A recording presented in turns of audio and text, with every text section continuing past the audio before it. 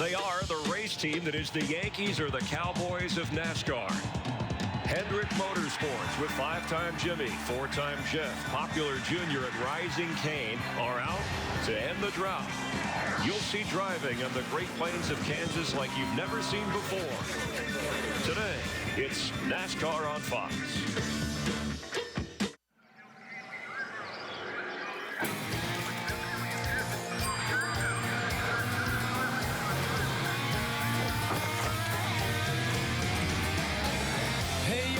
Racing day so loud out here I can't hear a thing. Man, the fans are going wild. And these drivers came to rock, and no place else but Fox knows how to do it NASCAR style. Boogity, boogity, boogity! Let's go racing, boys! Hey, now here we go, race day. Don't you be going slow. Keep that pedal down on the floor. Push it till the crowd can't take no more. Then hair since the flag came down. Be hair to the last lap around. Worked all week, it's time to play. Gonna get a little bit sad here. Hair since the flag came down. Be hair to the last lap around. Worked all week, it's time to play. Gonna get a little bit sad.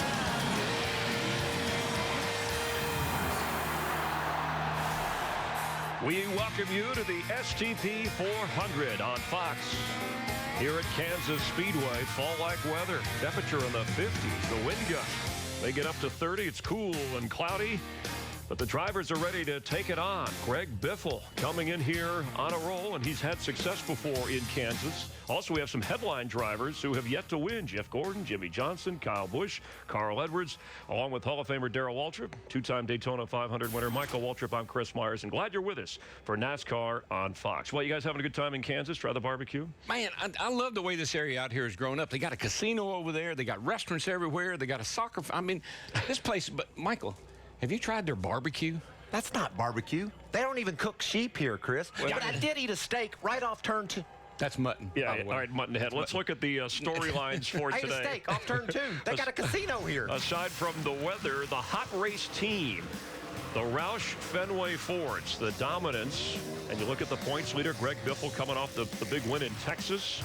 Matt Kenseth, Daytona 500 winner. He's second in points. Carl Edwards hasn't led a lap yet this year, but a top 10 finish, always a threat. Remember, he was in the chase picture at the end for the championship. But no Ford qualifying in the top 15 for today's race. How much is that an issue? It's not a concern at all. The talk in the garage area is about how strong these Fords are today. Biffle particularly. People think in the long run, which we see a lot of those long runs on these types of tracks, he's got the car to beat. So it'll be interesting to see if that's right. I think back to Texas a little bit last week. Carl Edwards had a bad pit stop. Started at the back of the field and worked his way all the way back up to the front. These Fords are fast, and they have a great race package. You know, Kenseth won Daytona.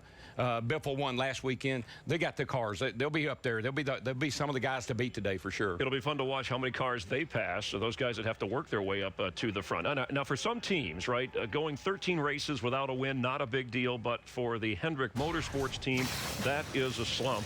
And waiting on career win 200 for the legendary car owner, his team of Jeff Gordon, Jimmy Johnson, Dale Earnhardt Jr., Casey Kane. Now, they were all in the top 10 last week. They've had good cars, but not in victory lane yet.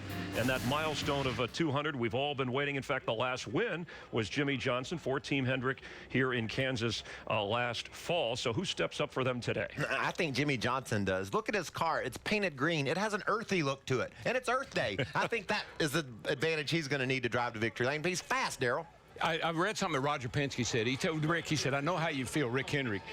Roger went 99. He had 99 wins trying to get to 100. It took him 3 years to get that next win, to get to 100. So, Rick, I don't think it's going to take you 3 years. I think you got 4 good chances today. Jimmy Johnson and, I believe, Dale Jr., he is so close. Yeah, it was nice to have Rick stop by the Hollywood Hotel. Maybe bring a little good luck for his race team today. 13th race here in Kansas. Toyota looking for its first win ever at this track. As we get you ready for what's around the turn, we've talked about Greg Biffle a little bit, but the driver of the Sweet 16 will join us live, and he'll talk to us about being on a roll. Jeff Gordon will join us and talk about how he is on cue for a victory. He's been close. Kansas's own Clint Bowyer will take us around this sports-crazed Sunflower State. And the welcome wagon. We've rolled it up for you guys. You're watching NASCAR on Fox. We'll get you ready for this 400-mile race in just a moment. We're glad you're with us for NASCAR on Fox, the pre-race show.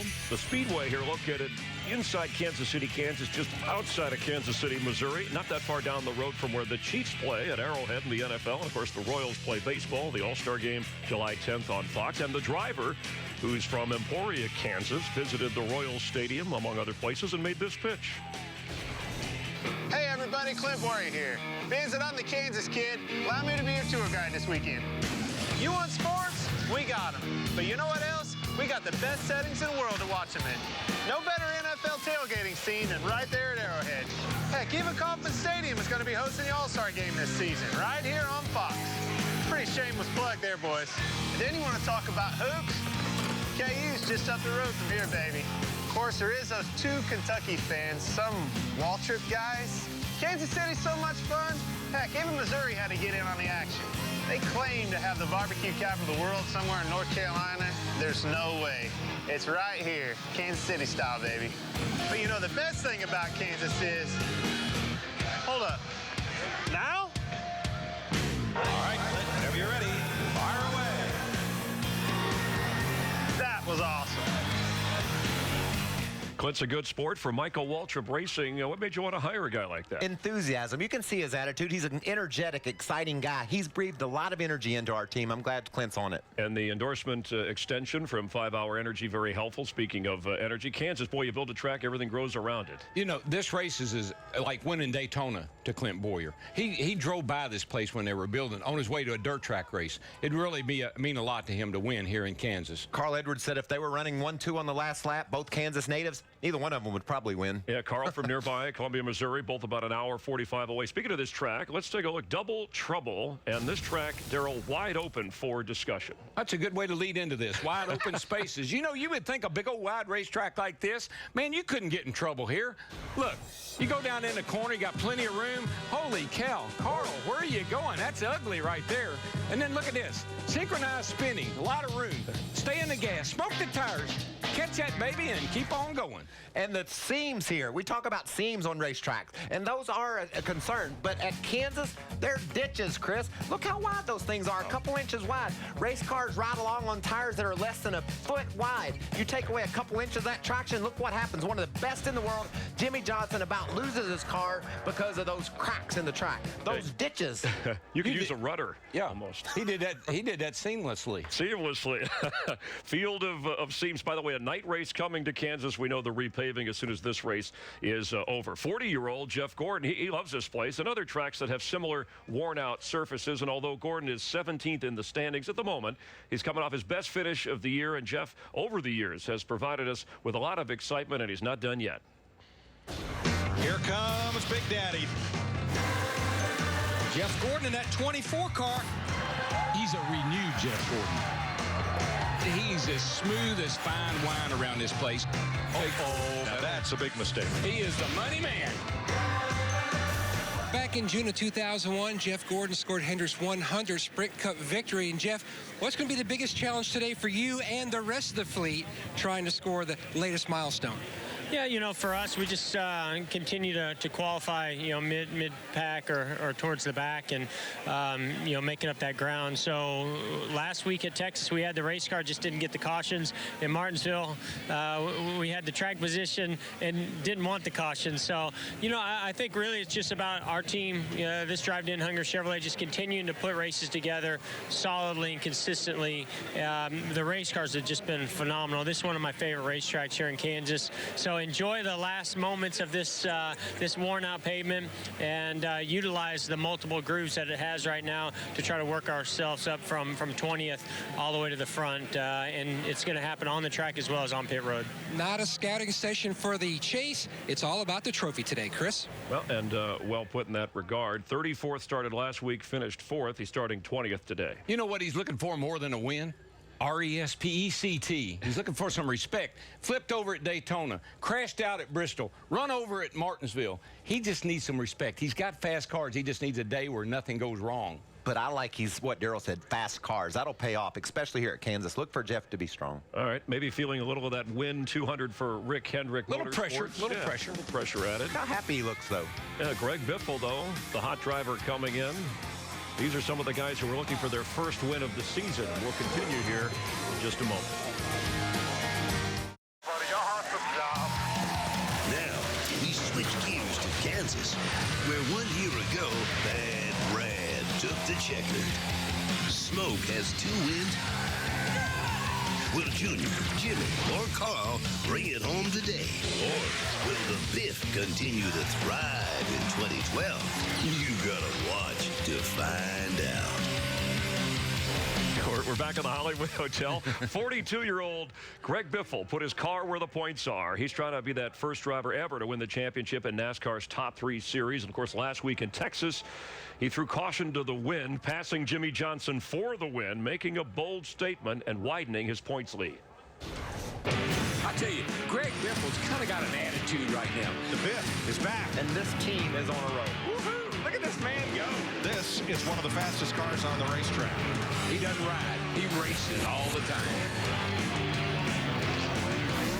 And we have the driver, the 16 3M Ford with us, and congrats on the run. Greg, thanks for being with us. Does a win like you had in Texas, does that bring the attention to you that you feel like you've deserved all along? Well, I think so, and it brings a lot of relief because, you know, the people aren't saying, when are you going to win next? Or when, you know, it's been 49 races or 45 or whatever. So we're excited about that. I'm excited for the guys on the team. First time win for a lot of these guys on this 16 team, and really excited for them. Hey, Greg, it's DW. You got to win. You're leading the points, and you've got some good teammates over there at Roush. But does the statistics make you the #1 driver at Roush right now? Well, I think, you know, if you look at the stats and the points, but, you know, it's been, I was told in the media center earlier that the 99 team was the premier team at Roush Fenway. So I was surprised by that. But anyway, we're all real equal drivers. I said it, Matt, Carl, and I'll tell you what, we all three have a little bit different driving style, but we're all three, I think, you know, top of our game in this sport. I love your attitude, brother. I love your attitude. Greg, it's MW. Attitude makes a difference. And that pass you pulled off at Texas, that was a pass with attitude. 175 miles an hour, passing 5 times sideways. What'd you think about that when you came out the other end? You weren't wrecked. I'm glad it worked, is what I was thinking. You know what? I felt good passing, you know, anybody. But, you know, Jimmy, 5-time champion. You know, I had to get it done. Right then was my chance. And I felt pretty good about the pass and better about the win. Well, good luck here today. I know you had plotted out some things for the first portion of the season. You're ahead of schedule. And it's really nice, too, Greg, that you're involved in the American Dental Association. The program is Give Kids a Smile. It promotes brushing and flossing and good dental hygiene. So, and I know you wore braces. Proud of that your teeth are looking good. Yeah, thank you, guys. Appreciate it for having me. All right, take care. We appreciate Greg being with us. Back to back today, buddy. Back to back. Thank you, buddy. And I'm working on it. Cars in today's race, they carry an assortment of colors. This week, key color is green. You remember in NASCAR? Yes, I'll tell you why. They issued a white paper memo about environmental initiatives, and Miss Sprint Cup is here to tell us why it's easy to be green. You've gotten used to seeing us in our black and our white fire suits, but this weekend we've changed up our paint scheme in recognition of Earth Day and Sprint's commitment to the environment. Are you guys digging our new colors? Right now, we're encouraging NASCAR fans to trade in their old phones with Sprint buyback program to keep phones out of landfills. Bring in your old phone to any Sprint store and get a credit towards your new phone, even if it's from another carrier. Also, now through May 17th, if you switch to Sprint, you'll receive a $50 credit. So visit sprint.com/buyback for more details or visit your local Sprint store. Make sure you tweet us at Miss Sprint Cup or write on our Facebook page and tell us how you're supporting Earth Day. Now enjoy today's racing live from Kansas on Fox. Thank you, and happy Earth Day. Richard Petty, there's, you know, that Petty blue, a mixture of the 57 Chevy white and 56 Dodge blue color, came out pretty good. We'll have more in a moment.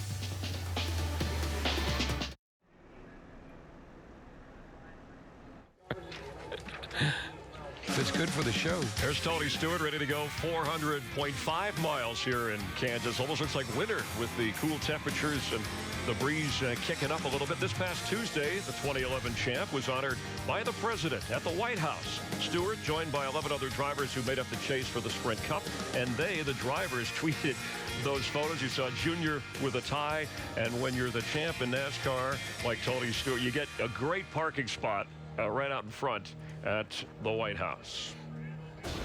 43 of America's best drivers, most of them you're familiar with. Jeff Gordon, Jimmy Johnson, Dale Earnhardt Jr. But over the past 10 races, only Tony Stewart has earned more points than this next guy. Now see if you can recognize who is emerging from the shadows. I won back-to-back nationwide championships. I'm a huge sports fan, especially anything Philadelphia related. Before I was a race car driver, I worked for the family business on a clam boat. I'm Martin Truex Jr. It's been a great start to the season for our Napa team. We're just not making mistakes. We're finishing how we run. Obviously, when you have fast cars, you're always looking forward to the next race. You know, I'm really just re-energized this year because of this team and the stuff they're giving me and how much fun we've been having. Chad Johnson's doing a great job as crew chief. We've just really clicked. He's a guy that really grew up kind of the same way I did. You know, a family race team. Him and his dad would go race sprint cars together. He honestly believes that I'm the best driver out there on the racetrack, and I honestly believe he's the best crew chief in this garage, and that's what makes it work for us. I do want to get back to victory lane, obviously. It's been way too long, and I know it's going to happen soon. I didn't even know it was 174 races, so, I mean, I don't keep up with that stat. I feel like if we can just put ourselves in position the way we've been doing it, our wins are going to come. And, you know, in the past, I've been in position to win races. I've dominated races. I've led a lot of laps, and we've just never been able to close the deal. It's a lot more fun coming to the racetrack knowing you've got cars fast enough to win, and I feel like we're going to get there soon. You think he's really ignoring that 174 races without a win stat? When you're 20, you don't pay much attention to it. When you're 25, maybe a little bit. When you get to be 30, you start marking those weekends off on your calendar. But I love this guy. He's a blue-collar racer. Glad he's getting a chance to show what he can do. He wanted to race a car so bad, he worked on a clam boat. He did anything he could to get in a race car, and it's paying off now. Good, hard-working guy. He's a racer. Watch for him now. Let's go to Gas and Go. Here we go. You have questions. They have all the answers, and you're on the clock. All right, Tony Stewart, the only driver to have 2 wins in the first 7 races this season, yet he's 7th in points. What's wrong with this picture? No, nothing. He's fine. He was the king of mile and a half. He just struggled last week at Texas. Today will be a big test. See how they do today. He and Newman both, but Tony Stewart's the man. He's got the best team. When you win races, though, shouldn't you be up at the top like the way we finished last year? He had to win races to win the championship. Yeah, but this is a body of work for 26 races. You got to be consistent and win races to be in the chase. He gets in the chase, he really makes things happen there. Okay, Michael, Kevin Harvick just 1 win in his last 31 races, but he's 5th in points. Was a chase driver last year. How would you gauge his season so far? He's on the front row today. Yeah, very fast. Anytime Harvick qualifies up front, look for him to be really strong during the race. I like what the team's doing.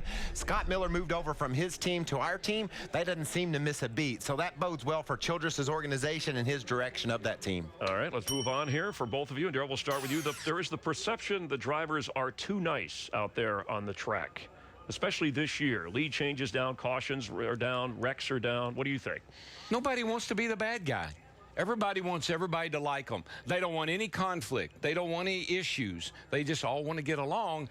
That's great if you're Boy Scouts. Yeah, you can't. I mean, when a driver says, "I'm glad they raced me cleanly," I don't like that. Let's scramble. Let's mix it up a little bit. We need some more cautions. We need some more action, and I think Darrell's exactly right. Everybody's trying to tiptoe through these first races. You need to get your feet under you here early in the season. I think they'll loosen up some. I had one driver tell me, he said, "I just don't want to put my team through that, the controversy." Well, that's part of the game. I just want to get that trophy That's myself. right. And look, Biffle, the win. Look what a win does for you. Ask Biffle about that. All right, Darrell, Carl Edwards, Casey Kane, they've yet to lead a lap this season. You think we'll see at least a portion of that streak end today? Boy, those are 2 powerhouse teams, and their teammates are doing pretty darn good. Those guys have got to get on it, though. You got to get up there. They got the speed. This cat right here, Casey Kane, he's got the speed. He got a good finish last week. That could be the start of something good for him. And he won the truck race on Sunday down in Rockingham. He comes in here on a lot of momentum. Got a little momentum. Okay, speaking of momentum here, I know Joe Gibbs Racing looking for some as well. Kyle Busch starts 25th. Joey Logano had an engine problem. We know Hamlin has won this year, and Toyota hasn't won at this track. Who do you like today? You guys have a favorite for today's race? I'm going for Earth Day guy, Jimmy Johnson in that green car. I'm going for the guy that drives the 16 car. I tell you, I like his attitude. I think he's going back-to-back today. All right, and he's the points leader, the widest gap in terms of the points lead so far this year. That's what a win did for Greg Biffle. Can he do it here in Kansas? Darrell heads up to the play-by-play booth. Michael and I will hang out at the Hollywood Hotel, and we hope you stay tuned for the start of the race from Kansas.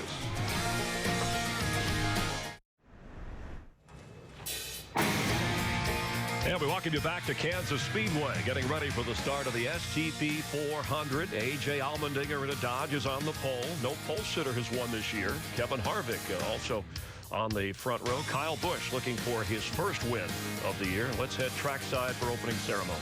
Ladies and gentlemen, at this time, we ask that you please rise and remove your hats as the 4th Infantry Brigade Combat Team Color Guard out of Fort Riley, Kansas presents our nation's colors. Here to sing our national anthem, please welcome Kansas native Jeremy Vitt.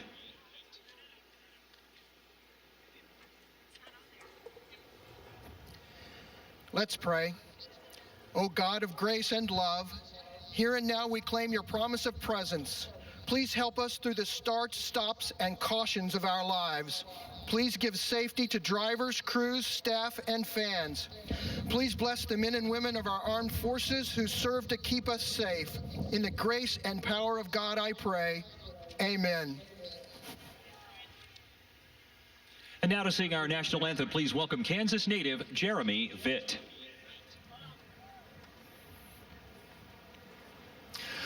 Oh, say, can you see by the dawn's early light what so proudly we hailed at the twilight's last gleaming, whose broad stripes and bright stars through the perilous fight o'er the ramparts we watched were so gallant and glee streaming, and the rockets a red glare, the bombs bursting in air, gave proof through the night that our flag was still there.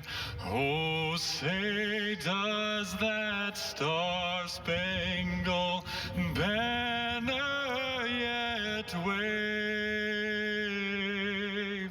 o'er the land of the free and the home of the brave?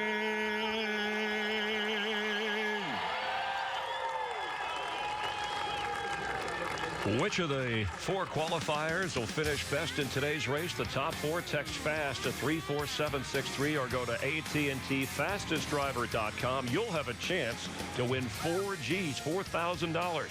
You can play every week and watch for tweets from Michael Waltrip during the race. Brought to you by the nation's largest 4G network. Rethink possible.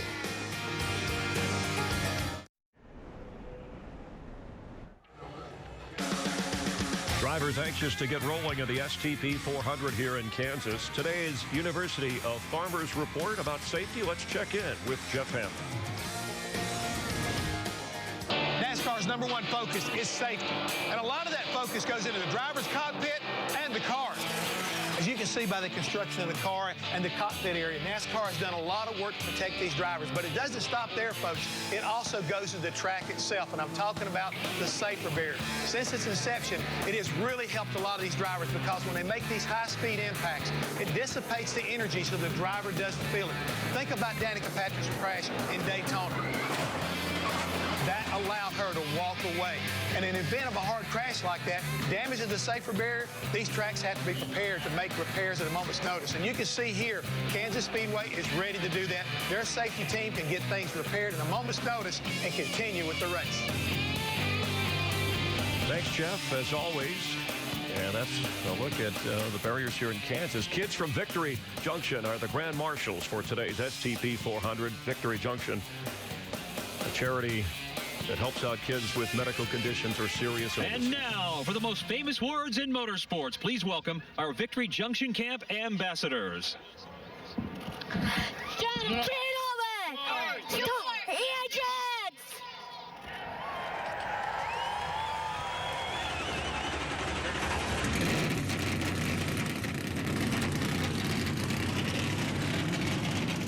Saw some of the Hendrick drivers. 3,000 starts for Rick Hendrick Motorsports. Will he get win number 200 today? There's a lot on the line here in Kansas. We're glad you're watching NASCAR on Fox.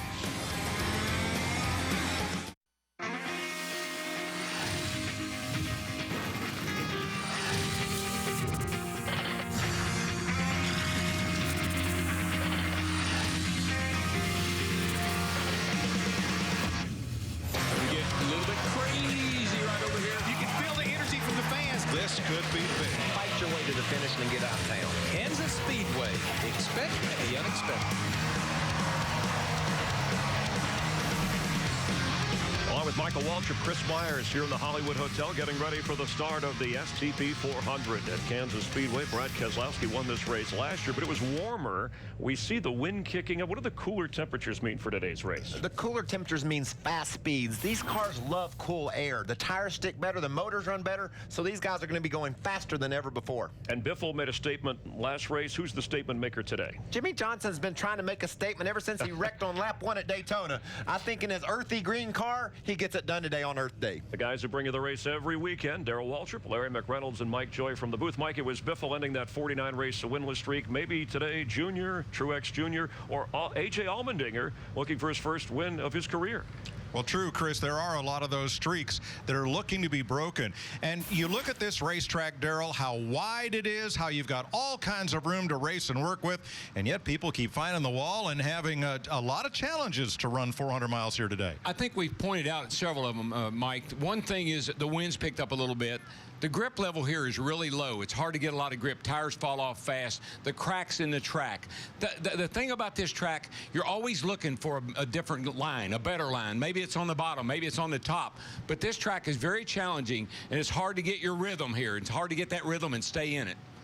Well, last year, Larry, both Kansas races were won from outside the top 15 starting positions. 25th for this race, 19th for the fall race. Yeah, when we drop this green flag on this 400-mile race, we'll be focused on those drivers at the front of the pack. But because of the way qualifying went yesterday, it got very slick during that session. We've got some drivers like Kyle Busch, Carl Edwards, Tony Stewart, starting outside the top 20. I promise you, we drop the green there when we go into the front. And the good thing about the wide open spaces of this racetrack, you can do it with a fast race car. You don't have to do it with strategy. There's going to be some comers and some goers based on the way the qualifying schedule was. All right, should be fun to watch here for 400 miles. Let's have a look at the Geico starting grid for today's race.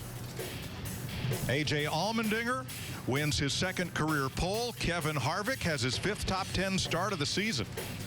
Joey Logano, who had engine trouble in practice, will have to go to the rear after posting a great qualifying run. His teammate Denny Hamlin, 3rd last year here, is alongside. Mark Martin, the 2009 winner, finished 3rd last week. And Martin Truex, top 10 finishes in the last 4 races for Mark's teammate. Dale Earnhardt Jr., runner-up here a year ago, and the hometown favorite is Clint Bowyer. Casey Kane, 7th at Texas, winner at Rockingham in the trucks last week. Sam Hornish Jr. returns to Cup. He was an IndyCar winner here. Brad Keselowski, last year's winner, along with Jeff Burton. They're in row number 6. Ryan Newman, who won here in 2003, and Kurt Busch, solid last week in Texas. Jimmy Johnson, 2 Kansas wins. It's been 13 races since that victory. David Rudiman, best start of the season for Rudy. Greg Biffle is our point leader, a 2-time Kansas winner. And Matt Kenseth, his teammate, with top 10s in the last 3 Kansas races. Paul Menard and Jeff Gordon, who won the first 2 races at Kansas, and that's your top 20. You have a look at the rest of the Geico starting grid as Darrell gets on the horn. Hey, Kevin Harvick, it's DW. Got a copy there, buddy? All right, old timer. Thank you, my friend. Appreciate that very much. Hey, great qualifying run, first of all. Looks like the car is fast. Yeah, I tell you, Darrell, we didn't expect to qualify as good as we did. We struggled on both of our qualifying runs, and the guys did a good job of making some good adjustments, but pretty happy with the car and race trim. Hopefully we can put a whole day together. The cars have been fast. Put it all together and compete for the win today. Does this track present any particular challenges to you today, Kevin? The weather being a little bit different is going to be a little bit different challenge for basically what we set up for, with expecting the weather to be a little warmer. So we adjusted to that. You know, the tires fall off a lot, so you know you won't run the bottom of the racetrack. It's just a matter of when you move up and if that top groove goes away. So we'll see. All right, my friend, have a great day. You've been good on these mile and a half. Show us what you got. 10-4. Thank you, sir. Kevin Harvick starting outside pole. A.J. Allmendinger stopped on the back straightaway with his Dodge, perhaps to re-index his steering wheel. Whatever the reason he stopped, he's back and moving up back into his pole position. Let's go to pit road. Chris Devoda. Mike, 130 miles. That's the distance between this racetrack and Carl Edwards' home in Columbia, Missouri. He actually drove here to the track this week. Now, he's been very good here, 5 straight top 10s, but he hasn't won in a Cup car at the Kansas Speedway. And he says, right or wrong, he is putting more emphasis on himself, more pressure here than at any other racetrack. If he is in victory lane, you can bet it will be emotional. Dick Berggren? Well, Tony Stewart is a master of the mile and a half track, just like this one. But practice and qualifying didn't go well for Tony, and as a result, he is going to start in the 23rd position. Not to worry, he has won twice here at Kansas, once from 21st. So as Larry Mack said, keep your eye on that number 14, because when the green flag drops, he's going to the front. Matt Yoakum. Dick, Greg Biffle's chasing a milestone of his own. Only one time in his Sprint Cup Series career has he scored back-to-back wins, and that was back in 2008. Biffle has a great car, starts mid-pack. His biggest concern, starting mid-pack, keeping the ears on the dog, meaning taking care of those fenders when all those cars fan out 2, 3, maybe even 4 wide, chasing for position. Steve Burns? Well, Matt, 80 miles, the distance from Clint Bowyer's hometown of Montoya, Kansas, and the Kansas Speedway. He raced at a little track called Lakeside Speedway near here and watched this track being built, dreaming of one-day racing here. That dream obviously has come true. The next step is to win. His crew chief, Brian Patty, says they have got to manage the tires on the car once they experience some fall-off. Jeff Hammond? Well, Steve Burns, I've got myself a great location here today. And when you think about Dale Earnhardt Jr., he's got a pretty good one, too, starting 7th. But what's impressive, folks, is his performance over 2011. Qualifying, he's almost 10 positions better starting.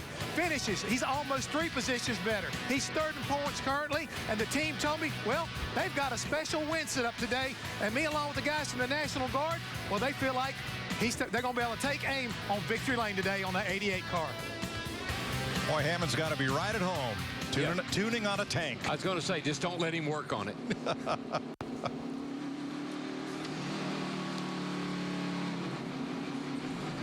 One lap, and we'll be racing in Kansas. Today's race brought to you by Budweiser, the beer that starts with full flavor and ends with a crisp, fast finish. Great times are waiting. Grab some Buds.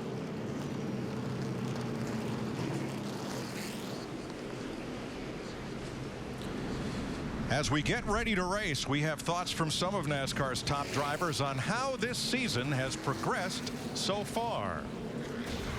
Well, I'll tell you what, I mean, there's nothing like winning. Historically, you've never got this kind of a jump on the season. Kind of solidifies us as a challenger for the title. I'm pretty proud of how everything's going so far. Our season quite hasn't been what we want it to be yet. We've not won a race this season, which is frustrating. Felt like we're in the mix every race, and just things had happened. And I feel like we're right on the verge of breaking through, getting that first win. You know, definitely got to get ourselves back in victory lane.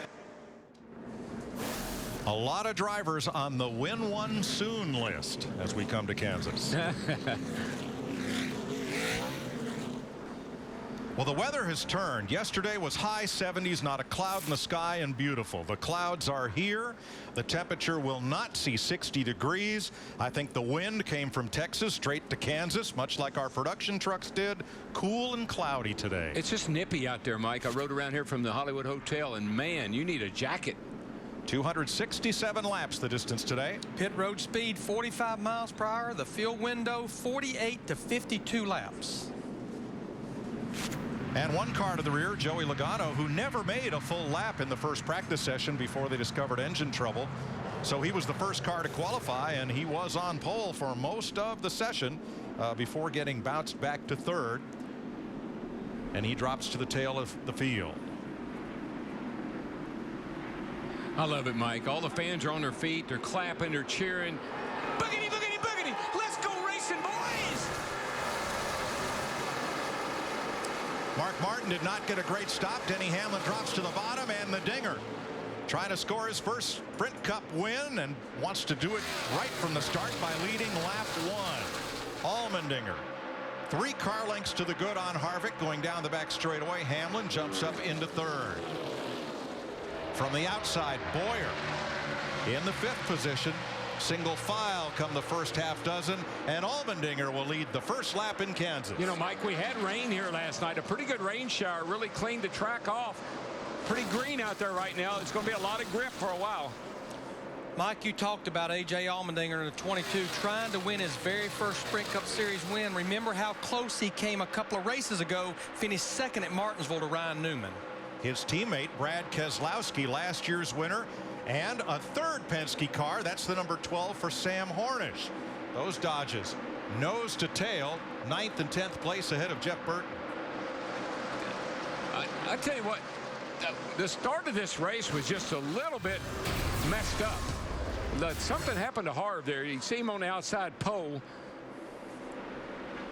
They dropped the green flag, and I think he just spun his tires really bad. Larry just couldn't get going. Yeah, you could see the back of the car wiggle the minute he tried to get it up to speed. And, of course, you see what it did to the guys behind him. It really backed them up.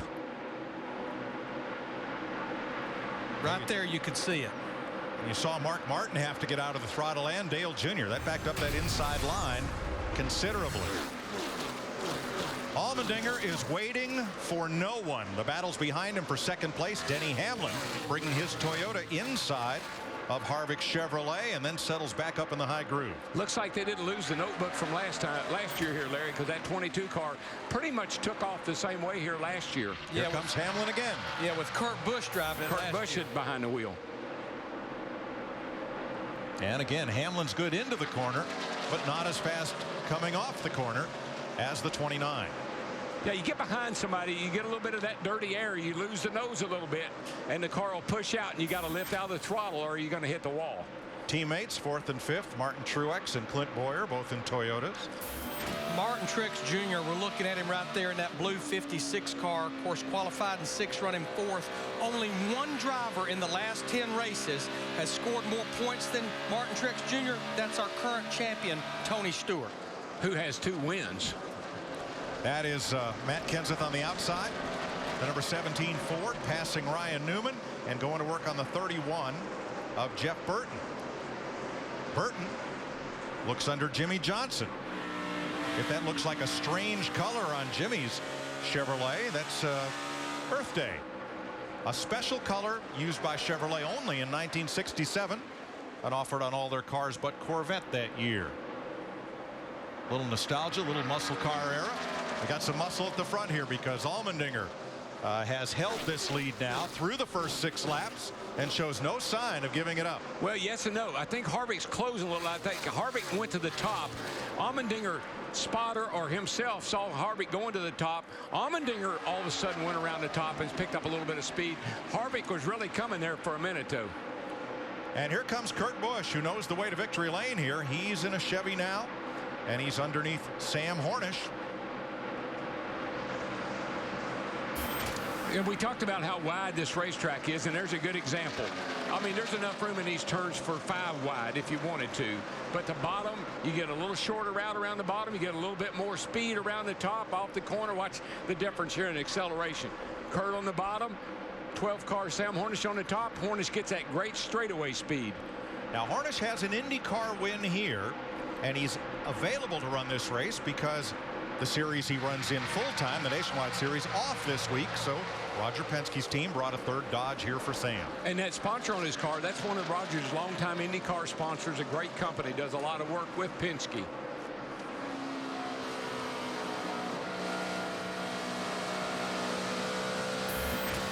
8 laps complete. Joey Logano's gained 14 spots. Montoya 11. And Montoya's teammate at Chip Ganassi, McMurray, has picked up 9.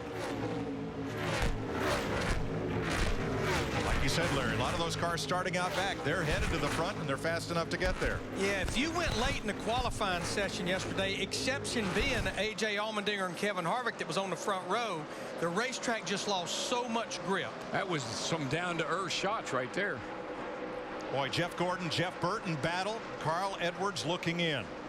And this is, look at this, 3 great drivers right here, and they are battling hard right now. Watch this, he's going to get a little bump.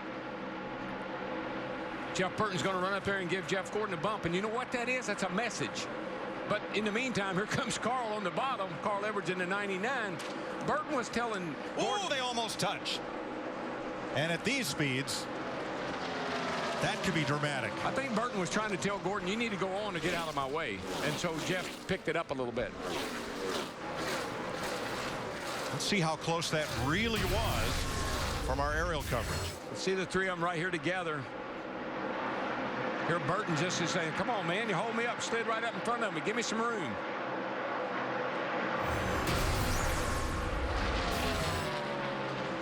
Martin Truex on the move. Brings the 56 to 4th place. No, here comes Hamlin right back on the bottom. And Truex prevails, wound up on the high side. Steve Burns.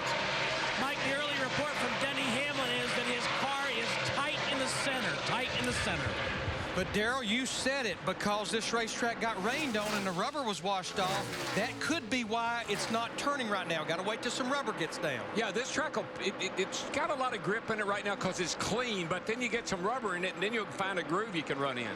Let's go back to that pass, Darrell. They did not touch. Let's see how close they were. Push, push, push, push, push. Loose. Yeah. But Carl Edwards in the 99, if he didn't yank that steering wheel, he was going to be up in the side of Jeff Burton in the 31. And it's just a little bit early for that kind of aggressiveness.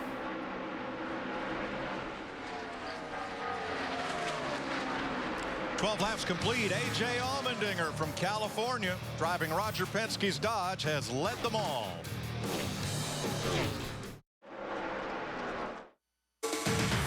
The STP 400 on Fox is sponsored by STP. Get the most out of your engine. By Sprint, proud sponsor of the NASCAR Sprint Cup Series. And by Farmers. We are insurance. We are farmers. 18 green flag laps complete in front of a pretty full grandstand here at Kansas. Everybody enjoying the race as A.J. Allmendinger has led every lap. Now he's held off Kevin Harvick, but that's allowed Martin Truex to close right up on the top duo. And Michael Waltrip, a bunch of high rollers in these top 3 spots, and I'm not talking about that casino outside turn 2. It's about their love of the high groove. Yeah, when you think of guys that like it up top, Kevin Harvick is the first guy that comes to mind, and the dude running third there, Truex, he loves to run the high line. Talked to him about Texas last week. I said, why didn't you ever go high? He said it wasn't there. The bottom was better. On the other hand, Mark Martin loves the bottom. He finished third at Texas. He's going to have to adapt his driving style, get used to riding high, because that looks like today it's where you're going to have to be. Mark Martin now running 8th, 9th, 10th with the Chevys of Dale Earnhardt Jr. and Jimmy Johnson. Yeah, marks the rock between a couple of hard places right there. We're riding with Jimmy Johnson right now in the 48 car, started in the 13th position. I talked to his crew chief, Chad Knaus, last night, and they were actually very proud of their qualifying run because he all but wrecked on lap 1 and recovered very nicely, which was hard to do on that second lap. Well, he owned this joint right last year here. That's one thing. Jeff Gordon trying to close up on point leader Greg Biffle, while Kurt Busch, former winner here, continues to impress, running top 15. Let's get back to that 9th place battle of Mark Martin versus Jimmy Johnson. Yeah, I think Jimmy really feels like Mark's holding him up now. Jimmy got a great run off turn 2 that time. Mark closed the door on him. Jimmy's a little quicker. It'd be most like Mark Martin to pull over out of the way here and let Jimmy go. Side by side in 2. You'll see Mark right here. He'll let Jimmy come up and he'll take that position away from him. Why, Darrell, do you do that? Why do you just let somebody go? Why not race them hard? for a couple of laps. You remember back to Vegas when Mark slid up in front of Dale Jr. and Dale Jr. pounded him? Yes. See, Mark has everybody knows what a driver's, what his reputation is, what he does and doesn't do on the racetrack. Mark has a reputation for getting out of your way. So I think what happened in Vegas with Dale Jr. and him is Mark didn't get out of the way, and Dale Jr. kind of pounded him. But there you see that's a normal Mark Martin move right there. And here you go. Got a battle up here. Got a lap car in the way. That's David Stremme in the 30 being lapped by Allmendinger. Harvick staying very close in the 29, and then Truex. He'll go around Stremme on the outside. Matt Yoakum. And Martin Truex Jr. trying to score his first top 10 here at Kansas. He's running the high line where he expected. He also said he was concerned about those seams like Michael documented in the pre-race show. They're much narrower here. The car, though early on, is tight. That's what he's reporting back to the team. And, you know, Mike, a lot of the drivers have said, man, I hate they're going to repave this. They just need to think about Daytona. We've had some of the best racing I've ever seen at Daytona since the repave. Got to think about Vegas. They redesigned the track. Best race we've seen there ever. Think about Homestead. They redesigned the track, repaved it. Great racing there now. This place will come alive when they put that progressive banking in and get a new surface on it. Greg Biffle is the point leader. He's got the respect that he has been seeking with that victory in Texas. Everybody sees him as a target right now, while Jeff Gordon tries to battle him for position. 13th. Gordon has come from 20th. Another driver who's come through the field is Joey Logano. Had a fast car in qualifying, held the pole through most of the session. Logano started out back to that engine change.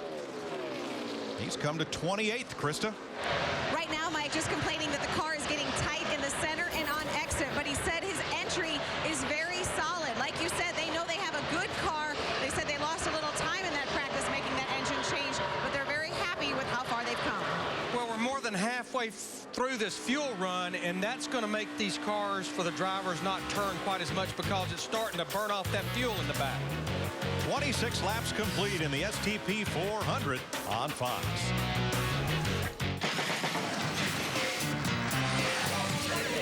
No, next question.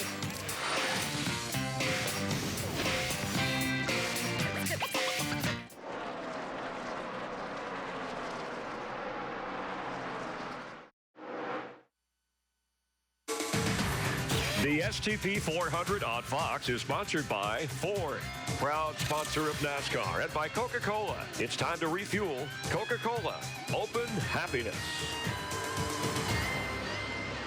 33 laps complete. Allmendinger still your leader. Here are your Ford F-150 EcoBoost track facts. Ford has 3 Sprint Cup wins here, the last one coming in the fall of 2010 by Greg Biffle, and Ford has led the point standings after 6 of this year's 7 races. Oh, going to Foothill Ford tomorrow. Pick up my new F-150 EcoBoost. Can't wait. Neat truck. Allmendinger has led at Kansas for the first time. He's led 34 circuits.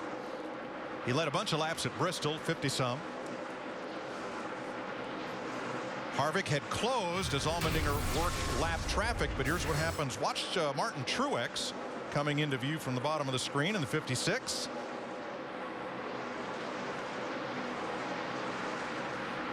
He tried to dive bomb it down in there, DW, but of course he paid the price on the exit of the corner. And that's the contrast between a low line and a high line. You get such a great run off the corner unless you really put a big slide job on that guy when you go down in there. He's always going to have the momentum coming up off the corner. Take your line away. You know, Darrell, that was just a little bit of frustration from Truex. He's way faster than Harvick, but he can't go anywhere. So he dives to the bottom to see if he can make the pass, make it stick. He makes a lot of ground on the entry. Can he hold it coming off? And this is a great example of why they're paving this joint, Darrell. It's a one-groove track about right next to the wall. They put some progressive baking on it, then maybe we can see some side-by-side. Oh, wait a minute. We're seeing it now. Look at these two. Harvick wasn't going to stand for any of that. He went right back to the bottom after Truex once again. We know that high groove is fast off the corner, and that cements second place for now for Martin Truex. Yeah, Truex ended up exactly where he wanted to be up top, then he could get that run through 1 and 2. Well, Michael said that Truex is a lot faster. You know how much a lot faster is? 1/10. He's 1/10 quicker than Harvick, and that's the difference. So now with Truex in second, is Allmendinger's lead in jeopardy after 37 laps? Oh, I think old Napa Know-how's on a hunt right here. I believe he's got something for him.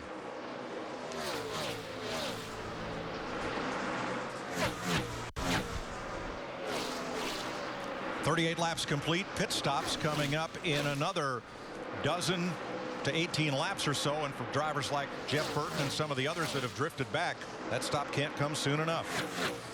And a lot like Texas last week, the give up on the stopwatch over the course of a run with tires, once a leader starts hitting pit road, you can't be far behind. We'll take a pit stop and be back for theirs. 38 laps complete in Kansas.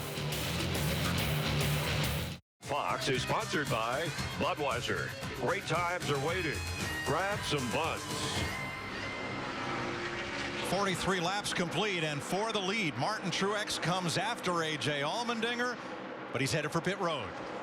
He will be about the 8th car in, as some of those that had trouble coming to pits early, like Jeff Burton, Jamie McMurray, and Clint Bowyer. I think, is that Dale Jr. that just missed pit road? Dale Jr. was trying to get on pit road and missed it. And Darrell, that's not hard to do here because the entrance is almost dead in the middle of turn 4, just past it. Saw a bunch of guys really smoking them, getting down in there, trying to carry as much speed as possible, but the 88 missed pit road. Matt? And the 56 of Martin Truex's biggest complaint in the car was slightly tight. Air pressure change on the 56.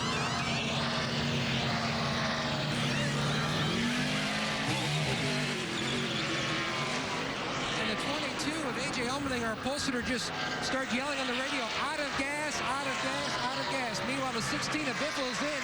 Significant chassis adjustment for Biffle. His car had really gone, losing the nose, no grip.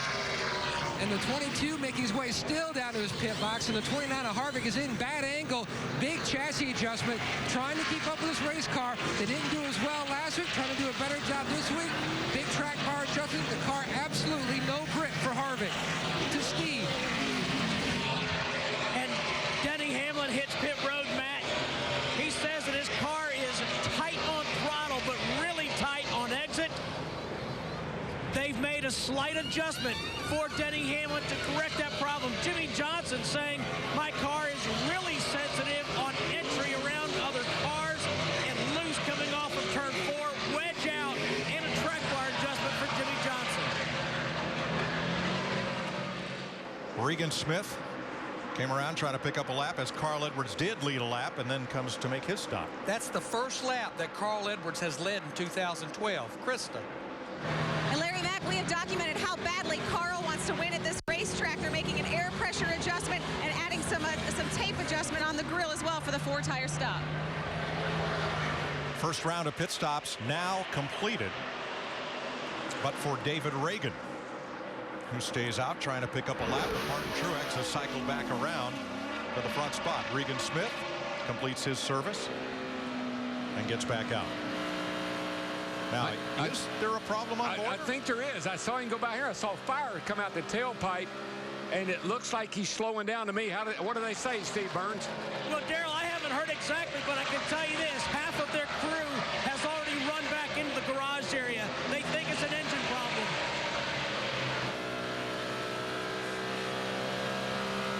Yeah, it's definitely lost his cylinder. I saw a big ball of fire come out of it, like he lost his cylinder. But, man, look at this right here.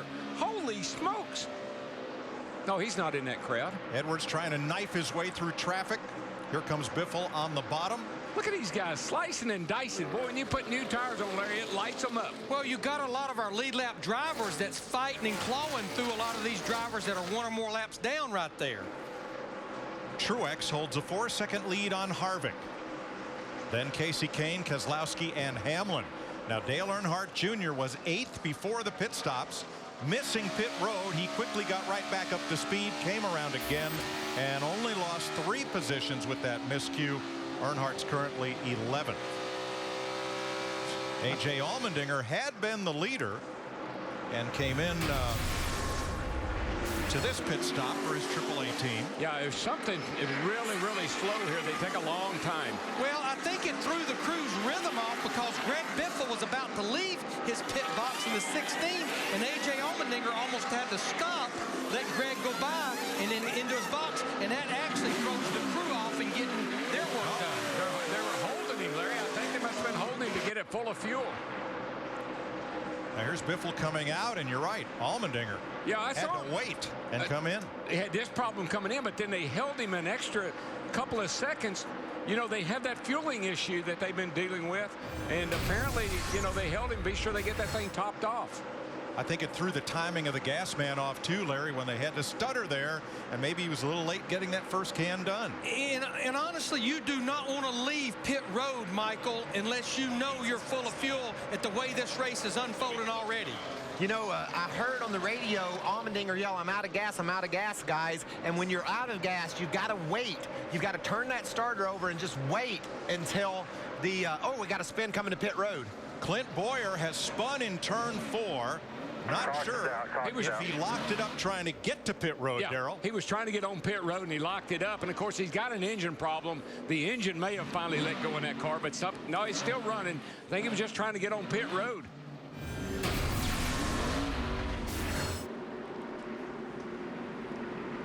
Bowyer was 5th prior to pit stops. Right here, he's running 9th. Just trying to get down on pit road, looked to me like, and it just spun out with him. First caution of the day comes out at lap 52 for Clint Bowyer's spin. Boy, it's been a tough day for one of the hometown favorites. 3 NASCAR Sprint Cup drivers living within a short radius of this track. Bowyer he was low on the racetrack and just went around. Yeah. You can hear the old engine. She got a cylinder down. Just not coming to you guys. Coming to you. Just not sure about that one. Well, did the engine rev because the car get loose, or might have he downshifted for 3rd to get in the pits and it came around? I honestly believe he was trying to get on pit road. I think that's what he was trying to do.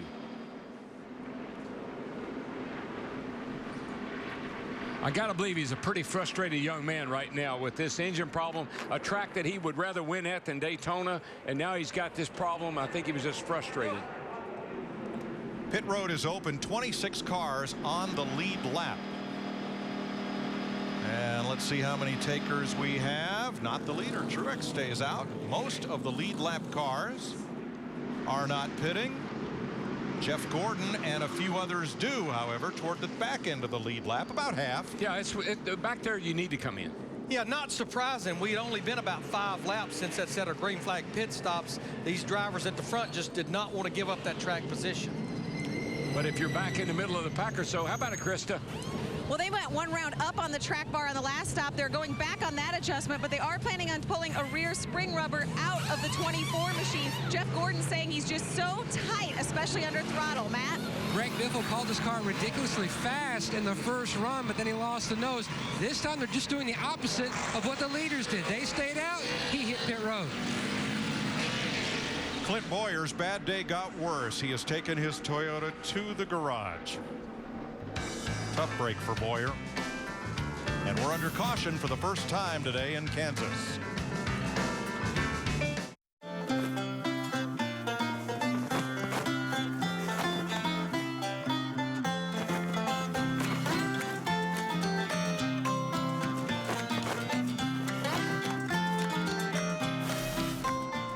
Five laps complete, finishing up the first caution flag of the day for Clint Bowyer's spin.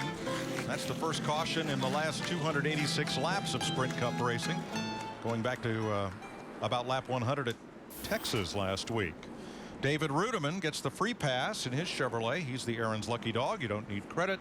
All you need is Aaron. So he gets back on the lead lap. We'll restart with 27 lead lap cars.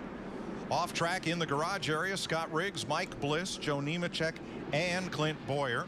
Dave Blaney was in the garage, but he's just come back out on track as we get ready to restart after the first caution of the day. About half and half. The top 12 drivers stayed out. The other 15 drivers on the lead lap hit pit road. This ought to be pretty wild and pretty crazy right here on this restart. So a difference in tire wear of only 7 or 8 laps between the lead cars and those that stopped. Green flag. It seems like Harvick's struggling a little bit on these restarts. 3 wide. And Hamlin drifts back up in the low groove, but behind him, Allmendinger is caught in a sandwich. 4 wide off turn number 2.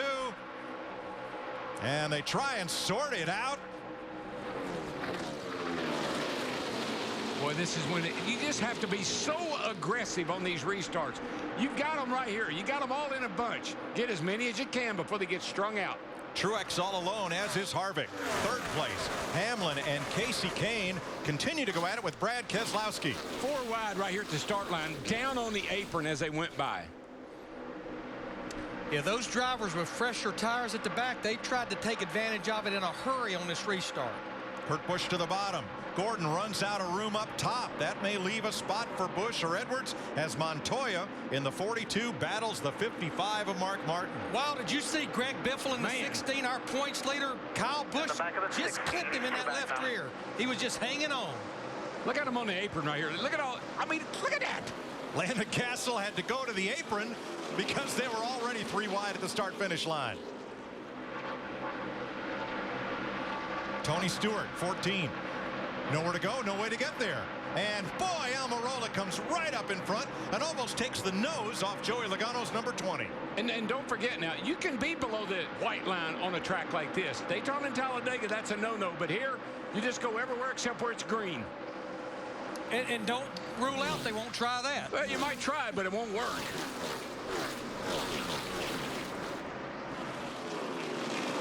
Finally, Almirola settles in front of Casey Mears. That's Menard, the 27 up high. Newman in that silver car, Mark Martin and Jeff Gordon still side by side battling. You get them 4 Mr. Feel-Goods on there, those sticker tires, you're a hero for a little while. You'll go places that you won't be able to go in a little bit. The only driver who stopped in that exchange that's been able to move up into the top 10 has been Kurt Busch, who's climbed to 9th. Here's Jimmy Johnson, Brad Keselowski, side by side for 5th. And there's Busch, that white and red car that took those new tires and capitalized, kept to the low groove and jumped up there. Great racing here.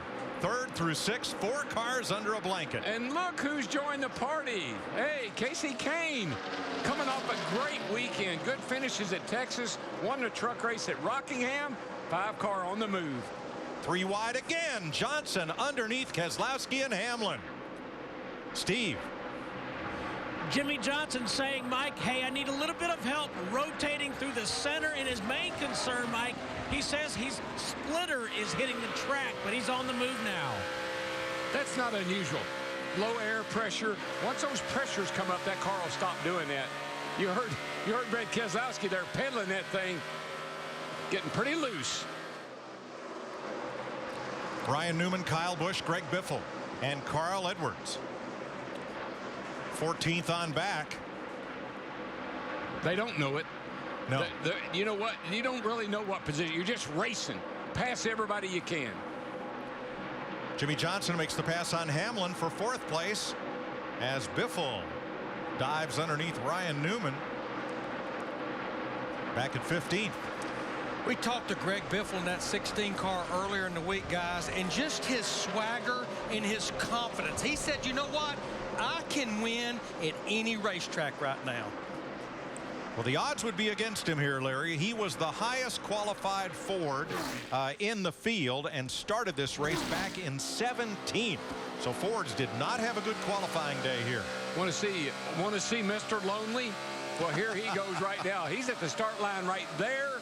And here comes Kevin Harvick now. That's how big a lead that Truex has. Krista. Casey Kane is listening to a new voice this week from the spotter stand. Kevin Hamlin, who spots for Ty Dillon in the Truck Series, is spotting for him. Not a full-time position, but the trucks are off for the next 4 weeks. Casey saying he wants to learn other styles, finding out what he wants in his eyes in the sky. Matt? Harvick trying to hold off, now losing that position to the 5 of Kane. His big issue on that restart and the past 2 restarts, he simply spun the tires like DW thought. Yep. Got to get them babies cleaned up. That's what a spotter job, crew chief job, and driver. When they tell you got to clean them up, they mean spin those tires. Stop, come back again. Half back, come continue, leave it home. Still there. Boy, 3 wide turn 2 as Kane battles Harvick. And Casey Kane almost gets the spot as, boy, Montoya and the 17 of Matt Kenseth battling the pole sitter Allmendinger on the right of your screen. Yeah, you talked about the Ford camp. Matt Kenseth in that 17 car started in the 18th position. He has now cracked the top 10. To Krista's point about Kasey Kahne, remember, he's been searching with this spotter situation ever since he got in trouble back at Bristol.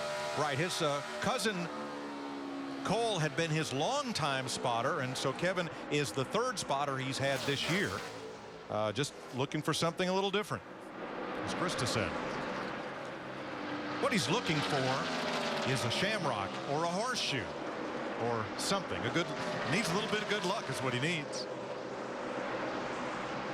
13th, Biffle and Allmendinger, and here comes Kyle. Kyle Busch in the 18, right up into the thick of that battle. He just drove by our pole sitter, A.J. Allmendinger, in that 22. It's like A.J. was good out front in clean air, struggling a little bit right now.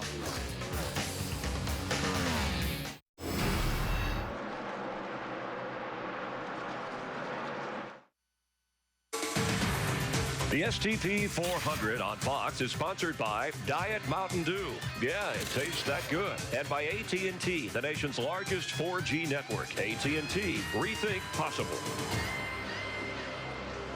73 laps complete in Kansas. Mark Truex Jr. has led the last 27 circuits. Pole sitter A.J. Allmendinger led the first 44.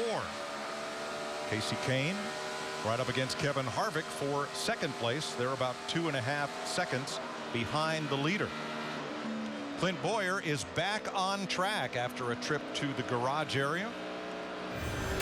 Fresh off the wire Friday, he threw out the first pitch for the Royals game, and they had a no-no going into the 5th, but lost to the Blue Jays. And then this spin by Clint Bowyer. We thought he was trying to get onto pit road when the car went around. He spent some time in the garage. They disconnected one of the valves in the engine, so he's on 7 cylinders trying to complete the race. And that's what's fresh off the wire. Served to you by KFC. Come in and taste why fresh is better. Something's wrong with the 22 car too. I think same thing. What are they saying, Matt? DW, he ran out of gas earlier. That's why he stumbled trying to leave his pit box, and then he simply told the team, we have a motor issue. Right now he's just trying to ride it out as long as he can. Not looking good for the pole sitter. Yeah, right now he's about 2 seconds a lap off the pace. Yeah, he's down a cylinder just like the 15 was. But I like what the 15 did, Mike, Larry. They disabled that cylinder. So that means that the parts that are in there that are broken, they're not moving. They're just cars running on 7 cylinders. Both of these cars dropping cylinders occurred very quickly after pit stops. Missed shifts, perhaps, getting up to speed? Very good, perhaps, Mike. Very good. I've been watching this 42 car of Juan Pablo Montoya. He's one of the drivers that did come to pit road under that last caution, but he started back in the 37th position, and Krista, he has cracked the top 10. Yes, he has, Larry Mack. On that stop there, one of the guys that just took 2 tires. At the time, he said he needed to be a bit more free. Now saying he's a little bit tight under throttle. I tell you somebody else, Larry, that I'm surprised. Dale Jr. missed pit road, and really, he kind of has overcome it without much of a problem. He's running in 6th spot. I thought that was really going to mess up his position, but he's holding on pretty good.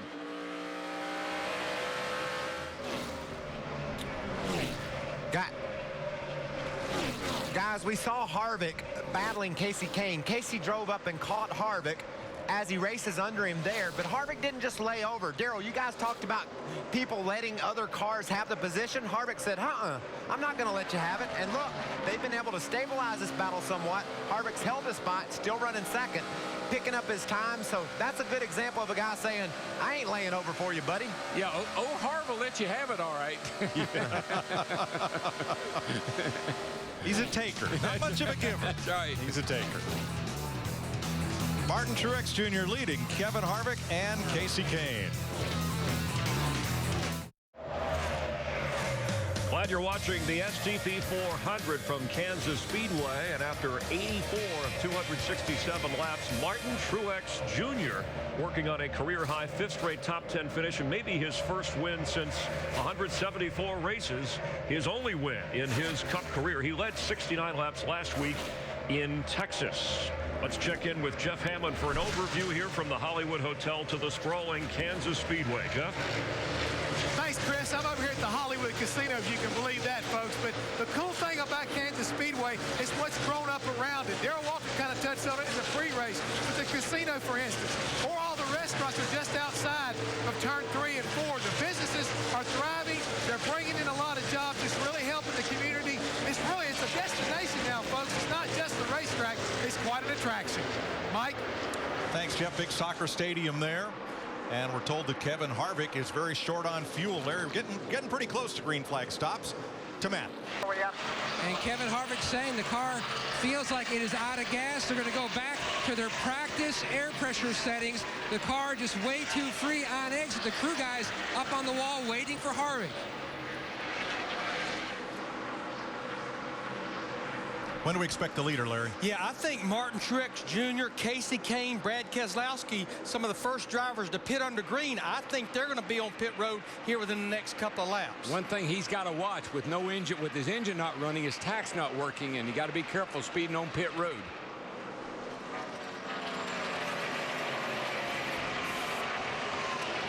Let's see if Harvick's able to quickly restart and pull away once the 4 Goodyears and 2 cans of Sunoco gas are in. Yeah, I think with the time that he lost when he ran out of fuel, and you can see they can't get it refired. And finally get it refired, he is going to lose so much time with running out of fuel, what he had to do on pit road, and holding it till he could get it fired. The leader, Truex, comes off turn number 4, had an anxious moment there, lapping David Gilliland, but here he comes. But with the 29 car, notice no ether being sprayed into the engine, no pushing the car. Set there, let it get its pressure up, and it starts. Brad Keselowski is in. A.J. Allmendinger also coming as we begin second round of green flag pit stops. Dick? Well, Brad Keselowski's had a good day for himself, as has this crew. Keselowski drove the truck race yesterday, finished in 3rd position, so he got a little information some of the other folks maybe didn't get about this place. He won the spring race here last year.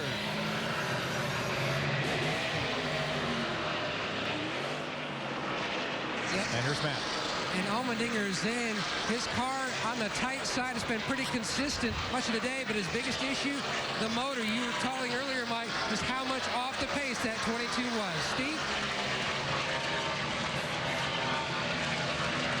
And Mark Martin saying the car is looser in and off the turns, but still tight in the middle. They're going to make a wedge adjustment and an air pressure adjustment to help Mark Martin. Only about 6 more cars need to stop in this part of the sequence, the ones that did not stop during the last caution. Hornish is in. Junior made it that time. Yeah, he didn't miss pit road. He slowed her way down that time. Dick? Dale Earnhardt Jr. got lucky on the last pit stop, missed pit road, but managed to stay in the top 10 nevertheless. He has had a decent car all day long. He just wants to free it up a little bit on this pit stop. Junior looking very, very good today in Kansas. Krista. Casey Kane, they're stretching their fuel mileage. He is out of fuel. They had planned to come in 1 more lap. Casey Kane actually saying he's having to work a lot harder in the race car as well, saying his hands are numb. There's more wheel in the track. Matt? And Mark Truex Jr. and his team just trying to put the entire race together. So far, the car very solid. He wants a slight air pressure change. He says the car is just a little bit snug from center off. Steve? Matt, Denny Hamlin saying the car is still tight at both ends of the track. On exit, they made an air pressure adjustment and given him 4 tires. Krista. Casey Kane limps his way around, makes it in. They were planning on making a wedge adjustment. The wrench going into the back of the car to make that adjustment. Like we said, Casey's saying he's having to work a little harder, and the proof is in his hands. His hands getting numb on the wheel, because I also mentioned the wind on the backstretch. Brian Newman and Carl Edwards in. That will almost complete this part of this round, and Jeff Gordon in a little early than he would cycle through. That 5 car, that was painful. Krista. Well, Jeff Gordon came in back on lap 52 in the round of stops, and he's actually saying the adjustments they made have not fixed a single thing. He said he's still tight in the center and crazy loose in and off. Meanwhile, for Carl Edwards, Carl said he needs his car to turn a little bit better through the center. Steve? Krista, Jimmy saying he is still in the center. He says park throttle is my friend. They're going to take a spring rubber out of the spring because Jimmy's saying he is a little loose on landing in turn 1. He's away. And Biffle trying to make it back-to-back wins. You can see the wrench go in the back window. He called it from the cockpit. He wanted to go down on the track bar to try to tighten up this number 16 machine. Solid so far. Steve. Well, Matt Kenseth has done his usual job of sneaking into the top 10. He says the car still needs help rotating in the center of the turn, but overall the car is not bad. 4 tires and an air pressure adjustment. Dick. And Tony Stewart's day has not at all gone the way they had expected it to. He said that the front end going into the corners just isn't grabbing hold of the racetrack, nor is the right rear. So they're going to be doing some chassis adjustment on this pit stop for sure. Smoke, not as fast as he had hoped to be. A.J. Eric Almirola missed his pit and will have to go around in the 43. Montoya's in front of Krista. Juan Montoya saying his race car is getting just a little bit loose. They really haven't made any major adjustments, just air pressure throughout this race. They are very comfortable with this race car, and a focus of their program has been these mile-and-a-half tracks. So far, things are looking good for Juan Pablo. Montoya was the leader, and we're told there was a problem with Jimmy Johnson's pit stop. May have missed a lug nut. Well, we got a lot of issues here. Watch it. I want you to watch this 17 car. He's running wide open. Watch this. He just, I mean, in the gears, in the brakes. There's the timing line, and got it slowed down in time to get in his pit box. A crazy, great job. And then Eric Almirola just plain didn't stop in his pit and was headed for the next stall. He had to go around, and here's a Johnson stop. You can see there the right rear tire changer had to put that lug nut. That NASCAR official was right there watching. Now that beat the alternative, and that would be leaving without that lug nut and having to come back in. A very eventful round of green flag stops. Martin Truex came in with a 5.8 second lead. He's expanded that by 3 seconds.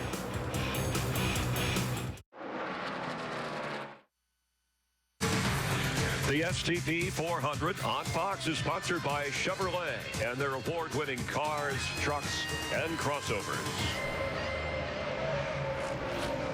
Here in Kansas, time for an AT&T race break, and Martin Truex Jr. with a blistering 9-second lead. He has led the laps, the most laps so far in a Toyota, just ahead of Denny Hamlin. A Toyota has not won a Cup race here in Kansas. With Michael Waltrip, Chris Myers watching in the Hollywood Hotel. Let's go back over some of the fuel problems this early in the race. Allmendinger, Harvick, Kane. What's the issue? You know, you could be a little bit confused about how it could have happened on the second pit stop. You run out on the first pit stop, maybe you don't have your mileage predicted quite as precisely as you hope because of the weather change. But after you run a fuel stop and then you got to make another one, you shouldn't run out of gas, and we saw 2 cars do that. We've also seen guys find different grooves or lanes or lines. Which driver can handle the 2 lanes or 2 lines the best? Well, so far we've seen a couple of guys, Jimmy Johnson and Truex, who's leading the race, be able to run high when they need to, but then drop to the bottom like you see Jimmy right here. I need a car that will do both, Chris. That's how I'm going to win the race. Anybody can run high. I need a car I can go other places with it. Jimmy in the Earth Day car moving up to 5th, just ahead, right behind Dale Earnhardt Jr. and ahead of Brad Keselowski, who won the race here. And also, let's talk a little bit about green flag pit stops. We're seeing more and more of that. It's going to play out the rest of the day as to who wins the race. What an intense time this is in a race. Watch Matt Kenseth come to pit road. He is so dedicated to get there as fast as he can. Right there, timing line. He's going way too fast, but watch. There's the next one. That's the segment he gets timed on. He gets it slowed down before the second line, but he was nowhere near down to pit road speed at the first line, but it averaged out, and he made his pit stop. That showed you how aggressive these drivers have to be. Is there such a thing, Darrell, talk about a wide track as a third line here? In the middle. You know, you've got to be able to run down on the bottom, but anything low, Chris, is the other line. Around the top is pretty easy. It's a gift. There's a lot of grip up there, but someone in that groove, you can't run it. You got to be able to go other places. 7 different leaders and 7 different lead changes. You can check on your AT&T Fastest driver. Join the challenge. Text FAST to 34763 to play or visit. Go to AT&TFastestDriver.com if you want. You have a chance to win 4Gs, all brought to you by the nation's largest 4G network. Rethink possible. That's your AT&T race break. Let's head back upstairs to Darrell, Larry, and Mike. Thanks, Chris. 107 laps complete, and 2 drivers that both ran out of gas. Casey Kane and Kevin Harvick have both managed to stay on the lead lap after this round of green flag stops. And I tell you, that aggressive move that we saw Kenseth make, getting on pit road, look where it put him. Put him in third place. He made up a ton of time right there, Larry. It was a gamble, but he made up some time. Yeah, and on the flip side of it, we talked about two of those drivers that ran out of fuel, like Kevin Harvick in the 29. He's a half a lap down, still on the lead lap. But Casey Kane in the 5 is only a straightaway in front of our leader, Martin Truex Jr. Martin Truex Jr. picked up 3 seconds of lead on that green flag pit stop exchange. He's in front of Denny Hamlin by 8.6.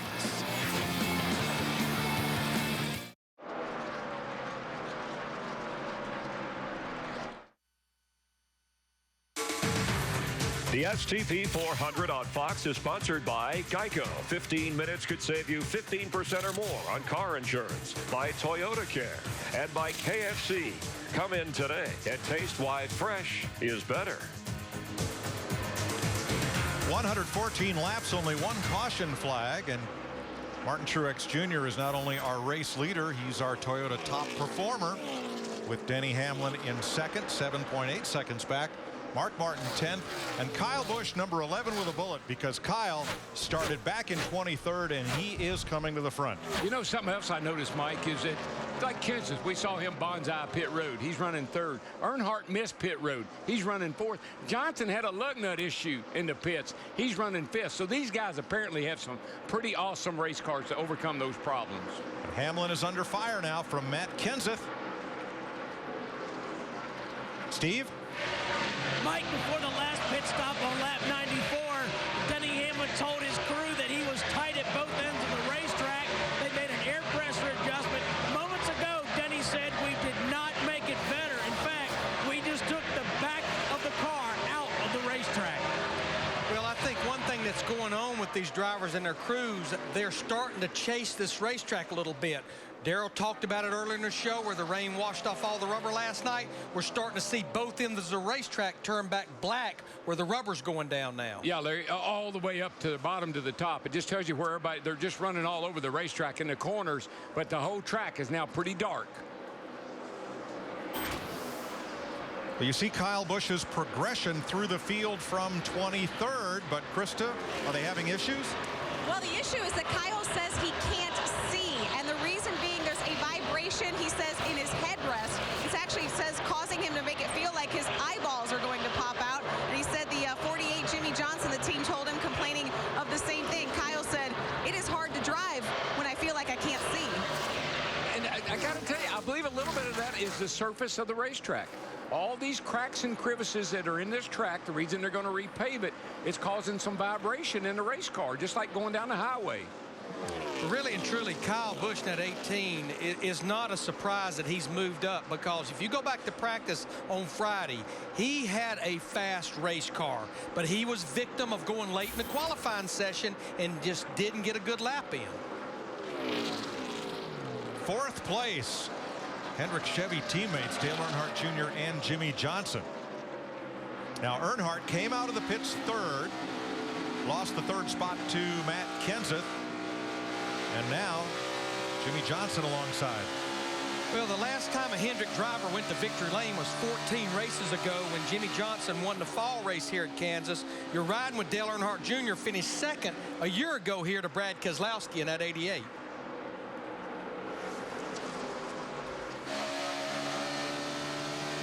Now they're about 10 seconds behind race leader Martin Truex.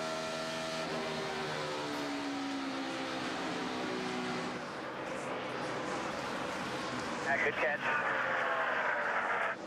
Not sure what that was about, as Kyle Busch went all the way down to the apron in the front straightaway as if he was running a qualifying lap there. It really didn't help his lap time, because that was about 2/10 slower than the lap he'd run before that. He's getting bored. He's just getting a little bored. He thought he'd just mess around a little bit. Plus, maybe he got just a little bit loose. I think we know the reason now. If he was getting bored, that woke him up, I can tell you. That's pretty nice slide and a save there. Pretty nice save. Yes. That'd work over at the ball game. We go back short tracking. in less than a week. Next Saturday night, Sprint Cup racing at Richmond, Virginia on the 3/4 mile. 7 p.m. Eastern on Fox.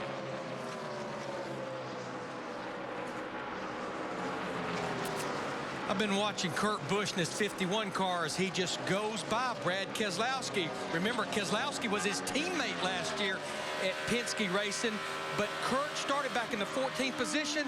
This is a race team where the owner and the driver, talking about Kurt Busch and James Finch, started really reaching out this week saying, we're going to keep going forward, but boy, do we need to put something on these quarter panels. Yeah, that's why they took James Finch's business off the car and running the car with a blank hood and quarter panel showing we are seeking sponsorship. Not because they need it to finish the season, because James Finch wants Kurt Busch to have the equipment and the wherewithal to race to his full potential. Yeah, I mean, we all know that James has basically raced out of his pocket for most since he's been in racing. Has a big company down in Florida that has always allowed him to do that, but he needs something to help him go to the next level. Kurt Busch currently 7th. Your leader is Martin Truex Jr. by 7.8 seconds over Matt Kenseth.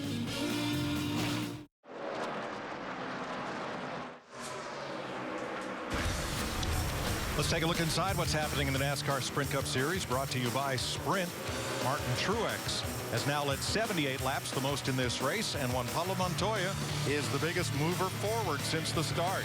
Get unlimited access to the NASCAR Sprint Cup Series with live in-car audio and real-time stats, available through the NASCAR Sprint Cup mobile app on your Android-powered device. Only on the Sprint Network. Learn more at sprint.com/speed. Martin Truex is tearing it up. He's been able to hold on to that 7-second cushion over Matt Kenseth as you look from Eric Almirola's Ford at the race leader. And in Truex's car, and Michael mentioned this in one of the breaks there, he can run high or low. He catches people, and he's not held up by someone that's running the high line. He can drive to the bottom and make passes. He's got an awesome race car right now, working all over the racetrack. Green flag stops begin with Jamie Mack, another of the hometown heroes. Joplin, Missouri, his hometown, within a couple hours drive of the speedway here in Kansas. And based on what happened on our last set of green flag pit stops, I don't think Kevin Harvick in the 29, there's the caution. Caution is out. Not a very good break for Jamie McMurray in that one. Horrible. Caution for debris. It is the second caution of the day. Comes out at lap 132.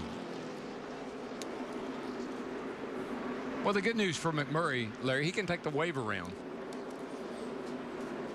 Yeah, because he won't come back to pit road. No, he can stay out, take the wave around, and not that big a deal.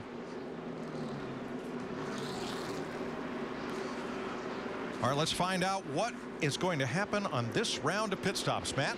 And Martin Truex Jr. says his biggest issue is just trying to be patient and smooth and not overdriving the race car. The car very close. Maybe, Steve, a small air pressure change to tighten him up. Well, Matt Kenseth is saying that his car is very good at the end of the run. They don't want to leave the car pat, though. They're talking about making small changes to that 17, Dick. Well, they're not going to make many changes to Dale Earnhardt Jr.'s car either. He was running in the 5th spot just before that caution flag came out, and he has been running well all day, Krista. Well, Kyle Busch is certainly awake now after that great save. He was complaining about his head hurting a little bit, but he said the last adjustment his team gave him has made his race car better.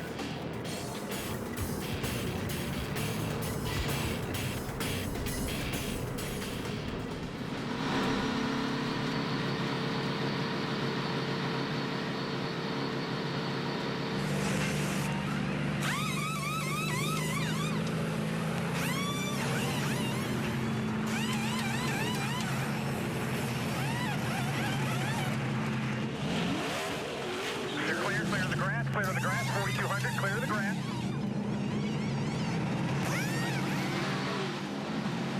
Clear all around. Clear. Now, the gentleman beside you there. All right, you're all clear for now. All the way to the grass, still inside you, 4,000. Martin Truex wins the race off pit road from Matt Kenseth, Denny Hamlin, and Jimmy Johnson. That's frantic, not panic, frantic. So Truex holds on to the lead, and the hood is up on our pole sitter, A.J. Allmendinger.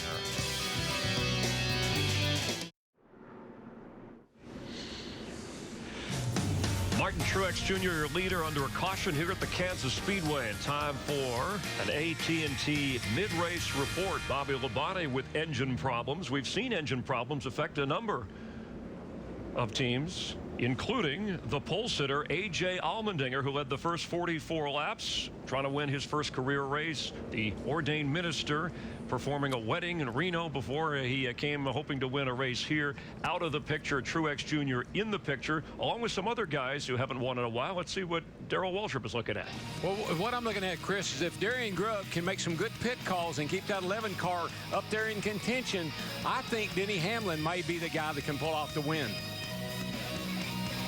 You know, Darrell, Matt Kenseth has got a fast car. Martin Truex has had it made, 9-second lead riding out there all alone. He's fixing to figure out there's some serious contenders in this race. I think Matt Kenseth makes a strong charge in the second half. You know, Michael, you don't want to have to make an extra pit stop, and you don't want to get burnt by a caution after making a green flag pit stop. But I think when you look at what happened to Casey Kane and Kevin Harvick, the last thing you want to do is run out of fuel on the racetrack.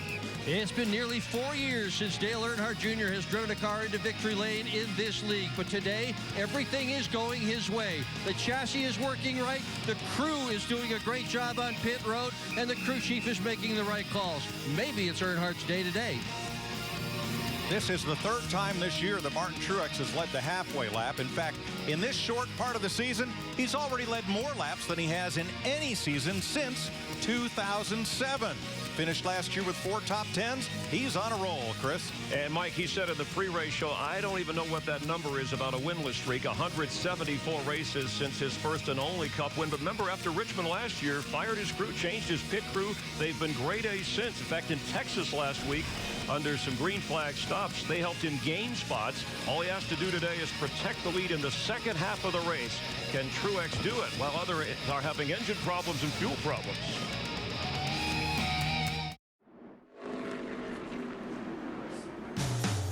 .137 laps complete in Kansas. Here's a look at our STP race summary. Martin Truex Jr.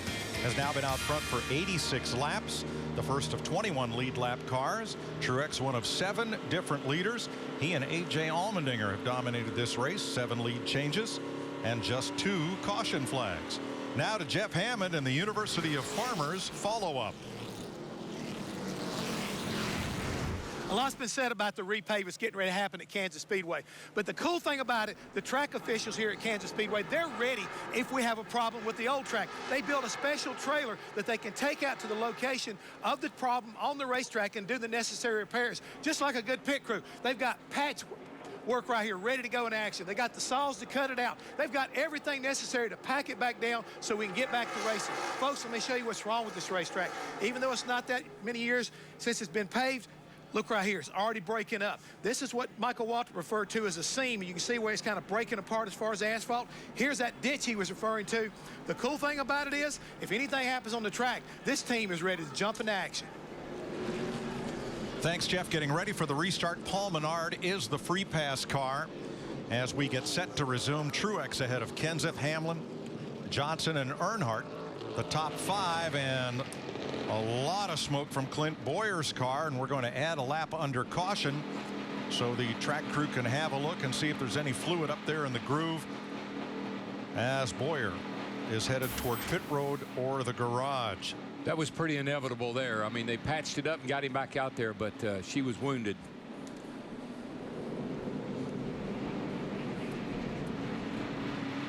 And Bowyer makes the sharp left turn to the garage for the second time today.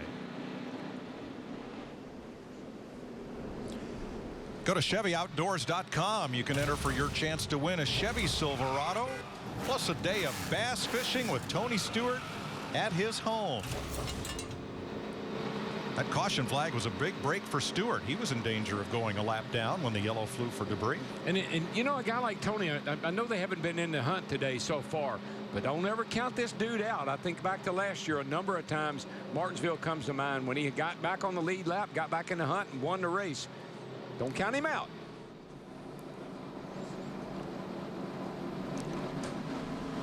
Let's listen in on our points leader, Greg Biffle. We're on our way up there to do the tango with him. Yeah, we'll get up there soon enough, give him a little run for his money. Biffle in 6th place. just ahead of Kurt Busch. And I've said a couple times today that Kurt Busch is a past Kansas winner. He is not. I regret the error, and thanks to all of you who tweeted the correction. Safety lights are back on. There is oil on the racetrack. They're going to have to take a lap or so to clean that up. But you know what I like, that radio conversation we heard with Biffle? The confidence. Yeah, we'll get up there. When it's time, we'll get up there and mix it up with them. Uh-oh. Jet dryers coming back out. Dick Berggren. Well, we were hoping to interview Clint Bowyer in Victory Lane today, but the local hometown hero instead is in the garage with a broken engine. What's it like to just soldier around out there when you wanted to win this thing so badly? Well, we actually, had a shot at it. Had a really good car. Our teammates out there leading. Hopefully he gets the job done. This wasn't our day, just one of those days. It's part of motorsports, and the guys do such a good job back in the shop and getting me a car capable of winning. And then the engine shop, this is nature of the beast. This happens from time to time. And what broke it? I don't know. I just wish it wouldn't have happened here. Anywhere but here. Mike. We've seen 3 engine failures already just past halfway. Clint Bowyer, A.J. Allmendinger, Bobby Labonte. Michael Waltrip talked in the pre-race about the cooler temperatures and the track having more grip. Also, these engines, Michael, will make a lot more horsepower. Plus, NASCAR gave the teams a lower gear for this race versus when we were here last year. And the teams are going to take advantage of anything they get given, Larry. And the lower gear means more RPM, more speed. But on this cool day, they're really leaning on these engines, evident by the fact that they couldn't figure their fuel mileage, some of them early. Faster speeds means worse gas mileage. Guys were running out of gas. So far, these cats have been all over the place trying to get their arms around all this speed that we have here in Kansas. And Michael, I'm looking at the 48 car, and it looks like they've actually added tape on a pit stop here, and you can see him playing with his switches there. That's his fans, his radiator fan. He's probably turning that off. We're going green. Here they come for the restart, and Truex gets a good jump with Denny Hamlin behind. Matt Kenseth just did not get to the flag as quickly, and he's going to fall back at least to 5th. 3 wide right behind him, and Junior on the move on the bottom. Remember how exciting that last restart was, and I don't think this one's going to let us down. I think the guys up front knew it, too. They said, I'm getting out of here. I don't want to get back in that fight. First 3 cars break away, and Kurt Busch is right with them in 4th. Kenseth 5th, Johnson 6th, then Biffle, Mark Martin, and Harvick side by side. There's something about that outside line on these restarts. It happened to Harvick on the start of the race. Just saw it happen to Kenseth on the restart here. It's like it's slick and they can't get going. Ooh, somebody slides up the hill in turn 2 as they were 3 wide. That was Brad Keselowski, who had to make some room. And look at the momentum loss. It cost him a couple of spots. Well, this is when you're in that bubble of air. When you're all packed up like this, the thing you got to be able to do is bust out of that bubble and get some clean air on the nose.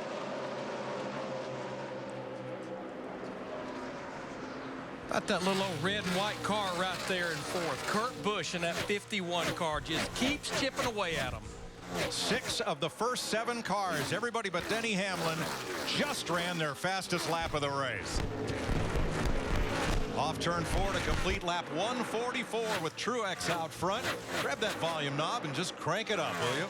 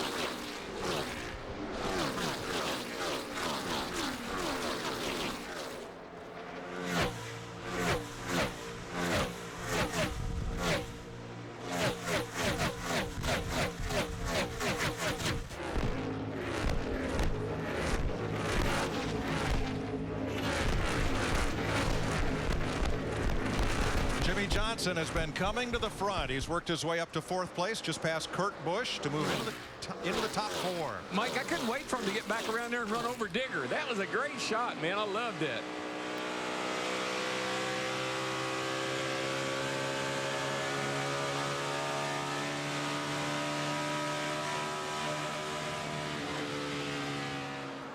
But Martin Truex Jr. not looking back. He's already opened up a full second on Denny Hamlin. And he does it on the restart. He gets a great restart. He gets him a little bit of a cushion, a little bit of a lead. And then right now, he and Hamlin are matching lap times pretty much same speed.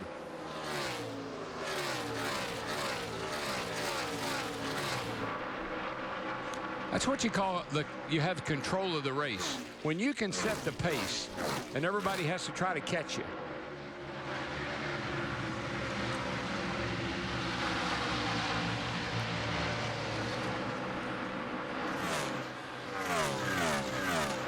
Ninth place. Kyle Busch just passed Kevin Harvick, slid up in front of him, slid almost into him. Harvick battles back. Well, they're such close friends. You know, they just want to visit each other. I was going to say, there's no love lost between those two drivers. And you might see it right there. Harvick gets almost to Busch's bumper, but they'll come together. When they come off the corner right here, they'll be right back together. The way he's running, you've got to think Kyle Busch is going to be a factor in this race before it's over. One thing I do want to point out, with that caution and all these drivers pitting at lap 133, we went back racing at lap 141. We are just right there on the cusp of being able to do it on 2 pit stops. I like that, Larry. We're right on the cusp. You just don't get there every day, you know? You just don't get on the cusp every day. Tony Stewart works up the bottom of the racetrack behind his teammate Ryan Newman. Here's Dick. Well, Tony Stewart struggled for much of the early laps of this race, Mike. But on lap 109, after a pit stop, he keyed the radio and told the crew that they were going in the right direction. On the last pit stop, the yellow flag pit stop, they made no adjustments at all. They restarted in the 17th position. He's already up to the 13th. Stewart getting faster as the day goes on. And up at 3rd place, Jimmy Johnson just blasted by Dale Earnhardt Jr. Jr. moved aside. And the 2 Hendrick cars cooperating with one another, and Johnson has almost caught 2nd place Denny Hamlin. That would be the guy that, if I was worried about anybody, if I was Martin Truex, it would be that 48 car. He has an amazing record at this racetrack. Jimmy Johnson does. And I know he'd like to give Rick Hendrick his 200th victory in a big, big way. He's come so close. Martinsville almost got it. Texas almost got it. Looking good today. But Darrell, Larry, has it seemed to you like the Hendrick drivers, who all want to be the one to give Rick that special 200th victory, have they been racing each other so hard that maybe some good chances have slipped away? Well, I think every single one of them certainly wants. I know they talk about the company getting the 200th win, but you better believe every one of them wants to be the driver to stand in Rick holding that checkered flag. There are milestones, and you'd like to have your name part of one of those milestones. That would be big. Hendrick drivers currently 3rd and 4th behind Martin Truex Jr., who talked about his last and so far only Sprint Cup victory to date. I do want to get back to victory lane, obviously. It's been way too long. I feel like if we can just put ourselves in position the way we've been doing it, our wins are going to come. And, you know, in the past, I've been in position to win races. I've dominated races. I've led a lot of laps, and we've just never been able to close the deal. Visit your local Dodge dealer today. By AT&T, the nation's largest 4G network. AT&T, rethink possible. And by STP, get the most out of your engine. Closing in on 100 laps to go in Kansas. Here's a look at the Dodge Chargers of the race. Brad Keselowski, last year's winner, 17th. Sam Hornish, in one of a few rides he'll have for Roger Penske in the Cup Series this year, in 19th, and pole sitter A.J. Allmendinger beset with engine trouble, but still running in 33rd. Good battle here at 6th place. Greg Biffle in the 16, battling Kurt Busch and Mark Martin, with Matt Kenseth just ahead. And there you see Allmendinger down on the bottom of the racetrack on 7 cylinders. Tell you what I see Mr. 5-time is giving a wake-up call to Martin Truex here. He is there. It's what is amazing.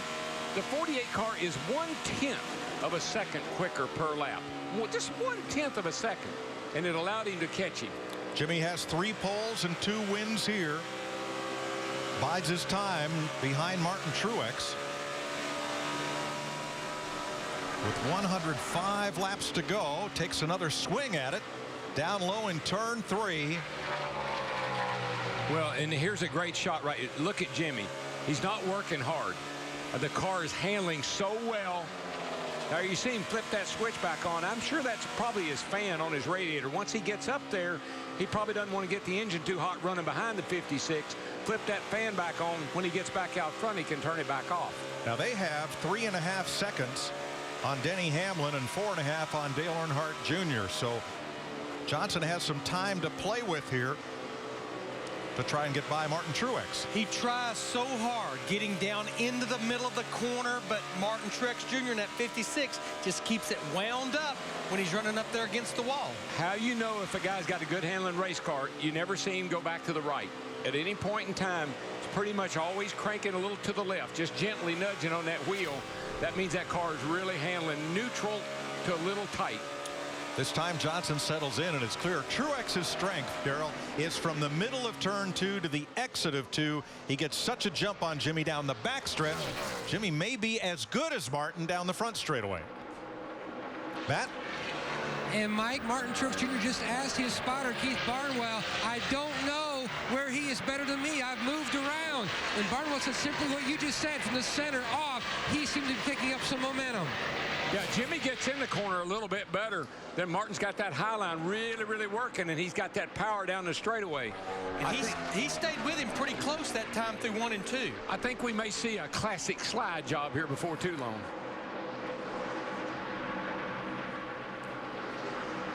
And I think that's the only way he's going to be able to make it work, if he can get up beside him through the middle of the corner and just do that slide on the exit. Yeah, what Jimmy gets in so good, you see right there how he closes up. He gets in so good, if he really holds the throttle down and gets in a little harder, might be able to clear him getting into the corner. And while they battle for the lead, they have extended the gap on Hamlin now to over 4 seconds. Yeah, so no holding back here. This battling has not slowed him down any. You're beating him on exit both ends now. He makes a little bit of time on entry, and that's it. 10-4. That was Martin Truex Jr. spotter, Keith Barnwell, that Matt was talking about. 100 laps to go. And at least 2 pit stops, and a lot can happen. And that line that Martin is running, the 56 car, is a lot easier on his tires than that one where Jimmy's pinching it down under him like that. He's using a whole lot more right front tire than Truex is.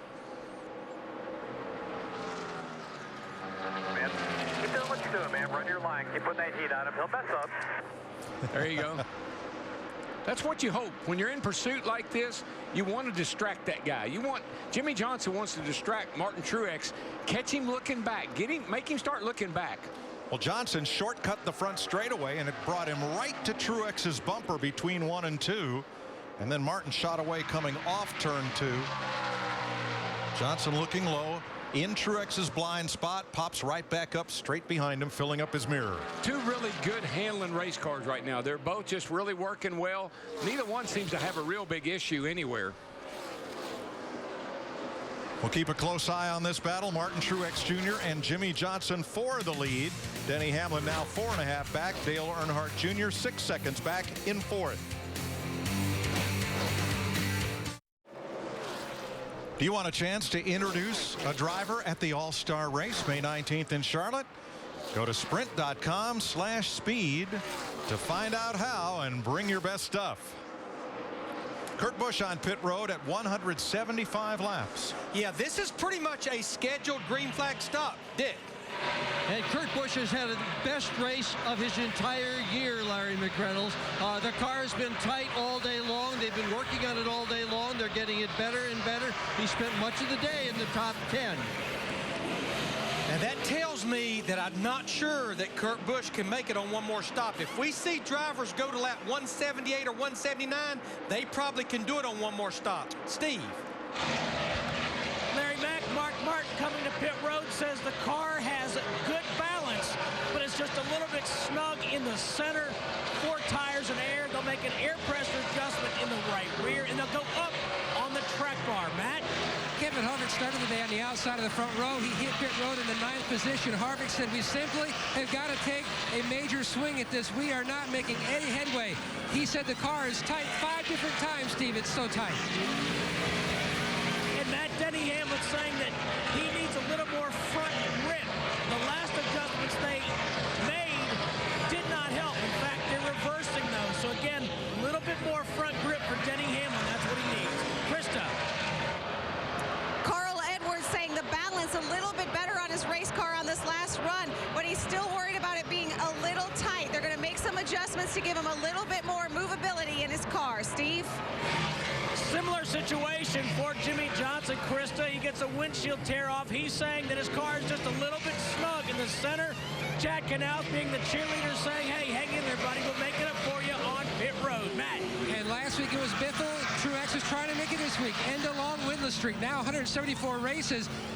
Possibly air pressure change. They were going back and forth. The car, if anything, a little too free at the beginning of the run. Solid day so far, and he's away. And he will beat Jimmy Johnson off pit road by about the same margin they had on one another before this round of stops began. Jeff Gordon getting service. Matt Kenseth is in. Steve.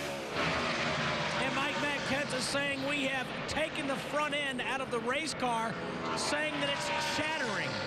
They're going to take some air pressure out, and they also will reverse the changes they made on the last lap. Let's go to Krista.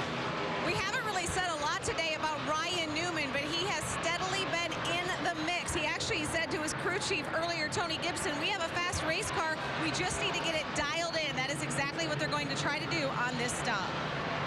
David Rudiman is stalled on pit road. They tried to push the car, and now finally it is refired. Brad Keselowski's, I believe that he missed pit road, I think. He did, Larry. He was trying to get on too fast. Just way too fast. Didn't have a chance.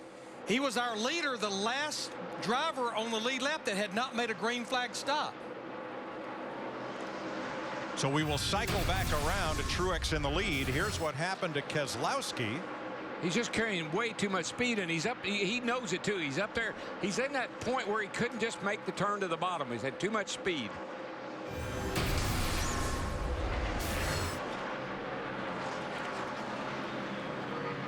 He and David Gilliland will be the last to stop in this sequence. And that probably cost him 5 seconds on the racetrack at green flag speed. It happened earlier to Dale Earnhardt Jr., who ended up losing 3 positions after he came around and made his stop. But with him being able to make an extra lap there, that tells me he's one of the drivers that can make this on one more stop. Dick. And Brad Keselowski last year went longer on gas than almost everybody else to win.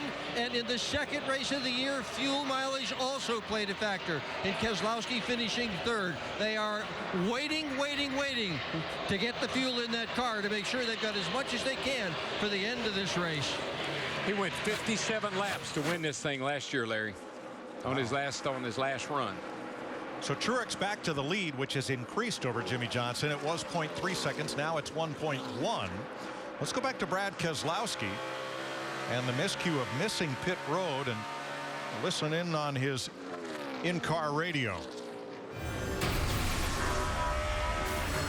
Clear low. Come to us. You can. The 18 will dive in here. You big opening behind him. Big opening behind him. Clear low. Pit if you can here. Pit, pit, pit. Here we come. Here we come. Pit. Just make that move, man. And what he was trying to do, the 18 car, he wanted the 18 to clear him, but that pushed him up the track too high, and he couldn't get turned down, slow down and turn down, and in time to make pit road. And you heard spotter Joey Meyer trying to get Keselowski to pit road. Martin Truex Jr. has led more laps already this year than in any season since 2007. Can he hold on for the win?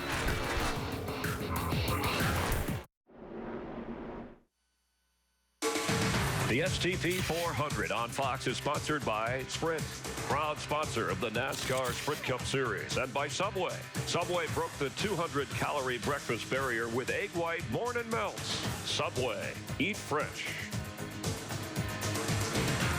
Caution is out for Montoya, and pit stops for some of the leaders, Steve.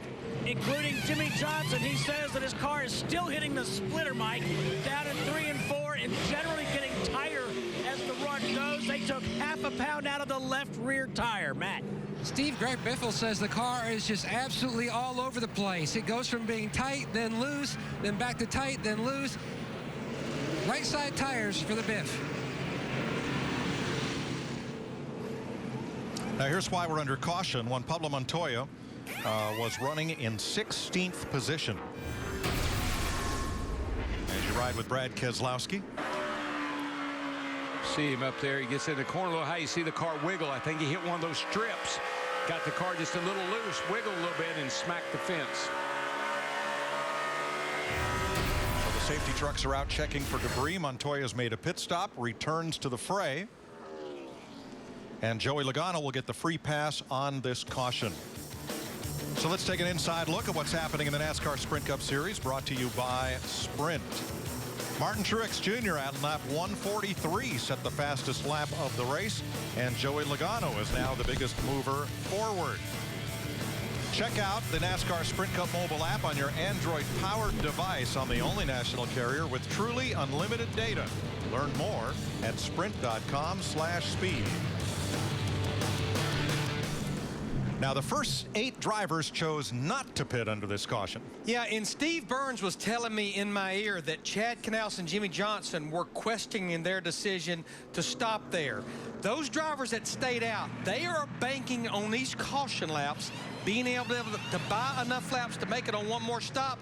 I like the fact of those drivers that stop, because right now they've got insurance, especially if we should go into a green-white checkered at the end of this thing. By far the best decision. I wouldn't question that at all. I think that was exactly the right move. And as we saw in the prior caution flag, there is an advantage to fresh tires, even if they're only 7 or 8 laps fresher than the drivers you're racing. 78 laps to go in Kansas, as Juan Pablo Montoya puts a stripe on the wall and puts us under caution for the 3rd time. There is downtown Kansas City, Missouri, in the lower right-hand corner of the Sprint Arena, the Sprint Center. Kansas City, Missouri, home of Sprint, our series sponsor. We're right next door in Kansas City, Kansas.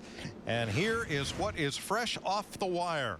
Martin Truex Jr., the last time he led this many laps, he won. That was Dover, June 2007, 174 races ago. He's trying to snap a big winless streak. So is the man right behind him. It's been 136 races since Dale Earnhardt Jr. last went to victory lane. That was in Michigan in June of 2008. Will he or one of the other Hendrick drivers get that long-awaited 200th victory? We'll see. And that's what's fresh off the wire, served to you by KFC. Come in and taste why fresh is better. I love what Dale Jr. said this week in an interview. He said, "I'm the best driver at Hendrick." He said, I'm the best driver they got. And he also said, if I didn't believe that, I wouldn't be worth the flip. So I think this shows you how confident he is about his situation. 75 laps to go. The first 8 drivers did not stop under this caution flag. And Truex is trying to get away from Denny Hamlin as they line up behind him in the bottom groove. There comes Junior with Kurt Busch. Brad Keselowski slides up almost into Paul Menard. 4 wide in the backstretch. Look at this. Rush hour, baby. Rush hour off into 3, 190 mile an hour. Matt Kenseth outside of Dale Jr. Jimmy Johnson fighting for the bottom behind Kurt Busch. Truex is going to lead the first green flag lap after this restart handily. from Denny Hamlin and Matt Kenseth. And that's where Truex has been so awesome on these first 2 or 3 laps of a restart. Even at the start of the race, he shoots out there, gets about a 2-second lead, and then he just holds it. Biffle moving up. He's got fresh tires in that number 16, and he's climbed to 6th place. Mike, you said it. Even just a few laps fresher tires, we saw it earlier in the race, makes such a difference for a driver. I like seeing those stickers. I like seeing that paper flying off my tires. Mark Martin only took 2 tires to gain some track position, we're told, as Kyle Busch battles Kevin Harvick and Jimmy Johnson. Kevin Harvick in the 29, one of the drivers that stayed out. It just makes me nervous when I hear those 2 guys mentioned in the same breath. Kyle Busch and Kevin Harvick. It makes me a little nervous. Biffle keeps moving. He's got Kurt Busch. He's up to 5th. The cars in the top 10 that just took tires: Greg Biffle, Jimmy Johnson, Kyle Busch.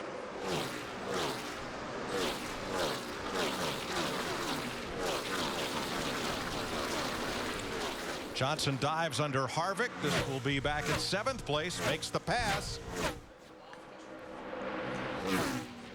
We talk about business picking up. Kyle Busch just ran his fastest lap of this race at lap 194. And standing trackside is Jeff Hammond. Mike, you keep talking about tires. You talk to any crew chief down pit road. They say these tires bump off a ton each and every lap.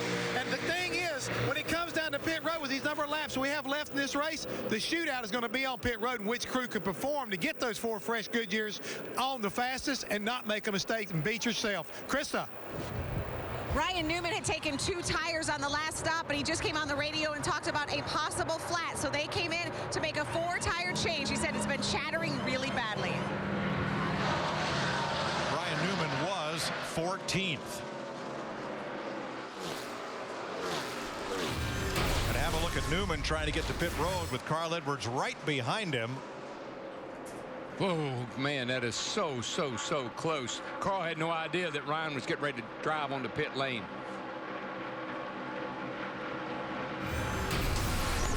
And that'll take Newman off the lead lap. 9th place, Mark Martin, Kyle Busch. Larry, Mark's just been wow, man, I tell you what, I don't know if Mark got loose or if Kyle just got him loose. I think it may have been a combination. I think it was a little bit of both. Whatever it is, Mark's going to fight right back. I think he appreciated that too much. Remember all that respect and mutual respect and after you, no after you early in the race? I think that's all over now. Good job, man. Good job. I think you're right with 69 laps to go. I tell you what's impressive. These guys are racing hard back here.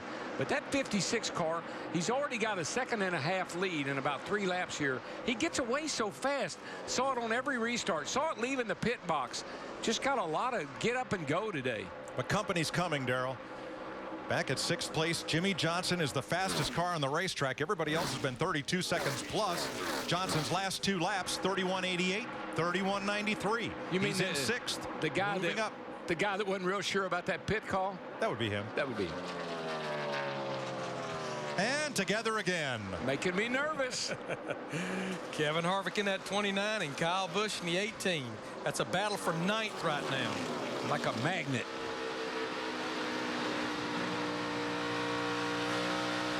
.67 laps to go and at least one more stop to come. A lot of action left here in Kansas in the STP 400.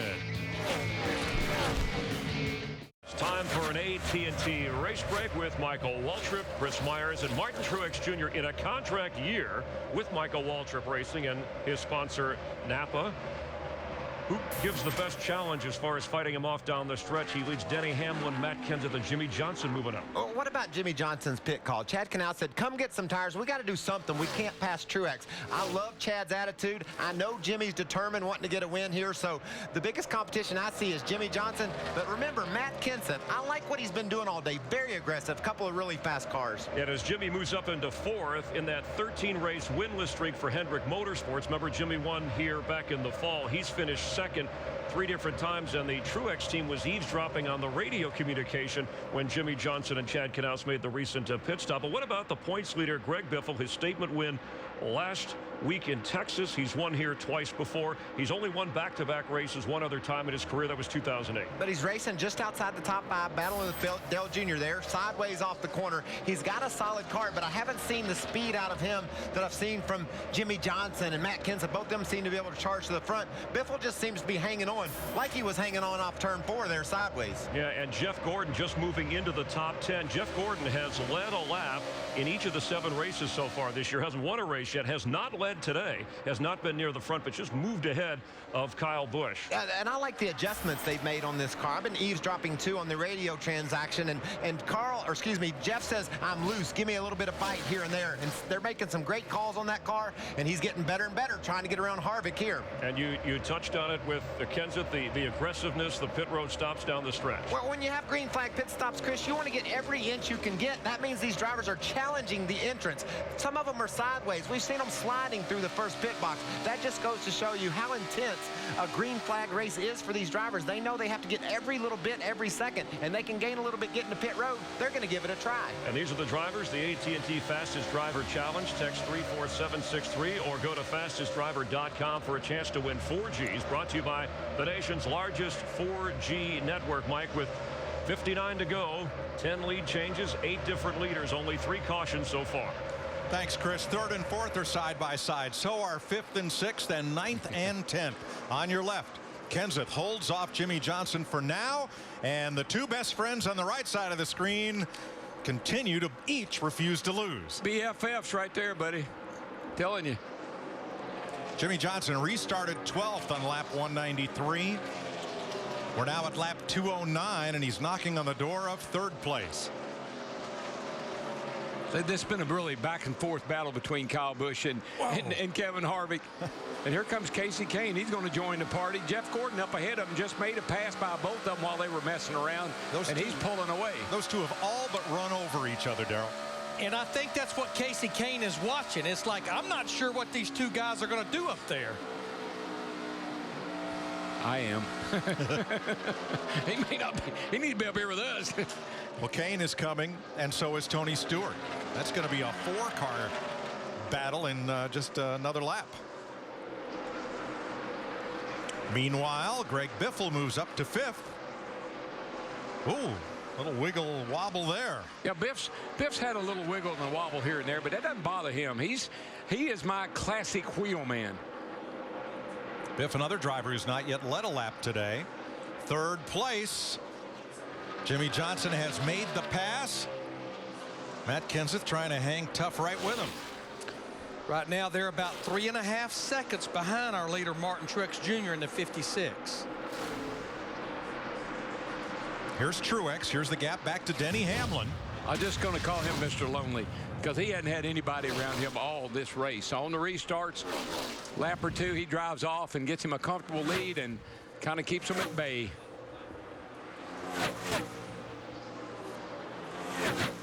And you know what, as a driver, Larry, and that you sat there, you have the dominant car. You have owned this joint today. You're holding your breath that nothing happens to it.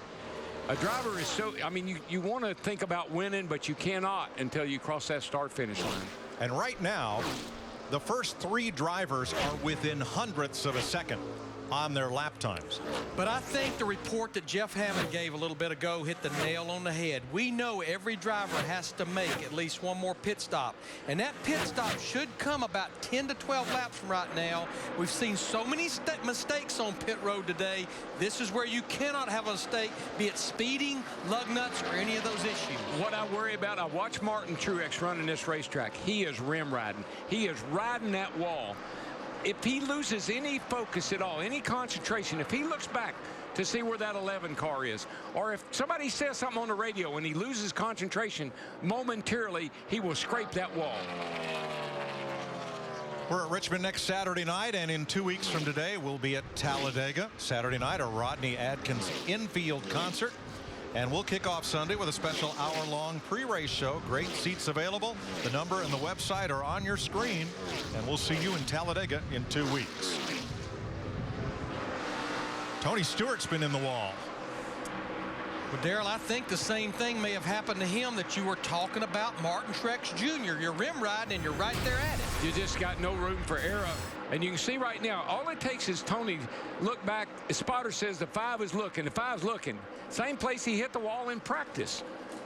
And you sweep out right next to that corner right next to that wall right there. But I guarantee the spotter's saying he's looking, Oh, gosh, I lost my focus for a second. Right at the entrance to turn 1. Still there. Clear, clear.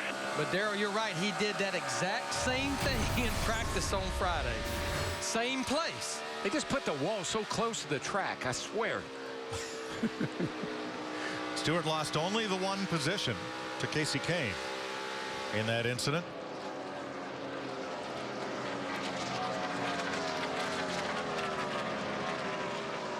We're at lap 216 right now. These drivers will have to go till at least lap 223, I think, to be able to make it. And those drivers that did not pit, those 8 drivers, that puts them where if we go into overtime, it's going to be right there, just 7 more laps.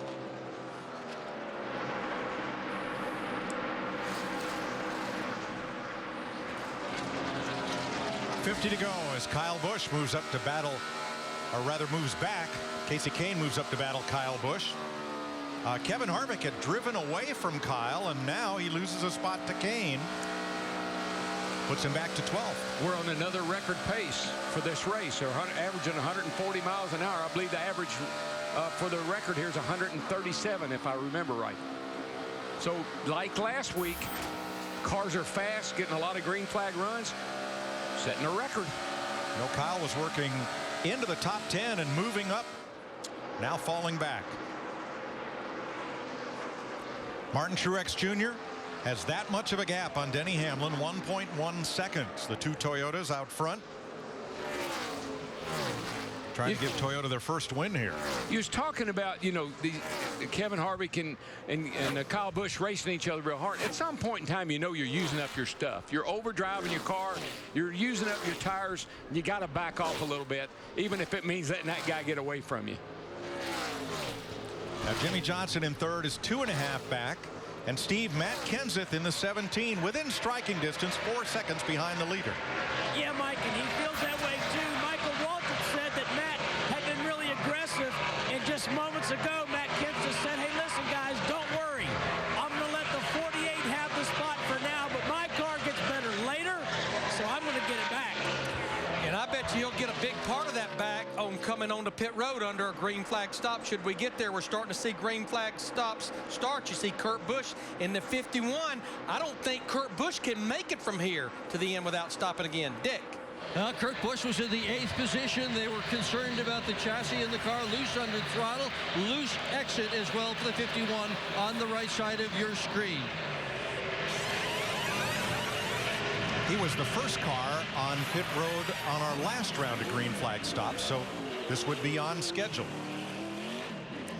And Casey Kane coming in, and Dale Jr. made a sharp left turn to get to pit road, along with Kevin Harvick, Mark Martin, and Brad Keselowski. Dick?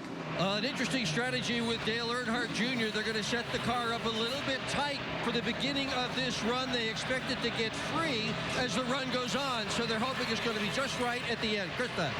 Dick, Casey Kane's already cut it short a little bit earlier in the race. They weren't about to let that happen this time. Coming in, making a slight track bar adjustment, just a quarter round for Casey Kane. Steve? Denny Hamlin saying that his car is just too tight right now to make a move to the front. 4 tires for Hamlin. They've also made an air pressure adjustment. Jimmy Johnson also on pit road. He said it started off tight through the middle, but most of that is gone now. 4 tires and fuel for Jimmy Johnson. Kyle Busch, Carl Edwards in, Marcus Ambrose. Here comes the leader. And here's Truex, along with Paul Menard and Matt Kenseth on pit road. Greg Biffle, too. Krista.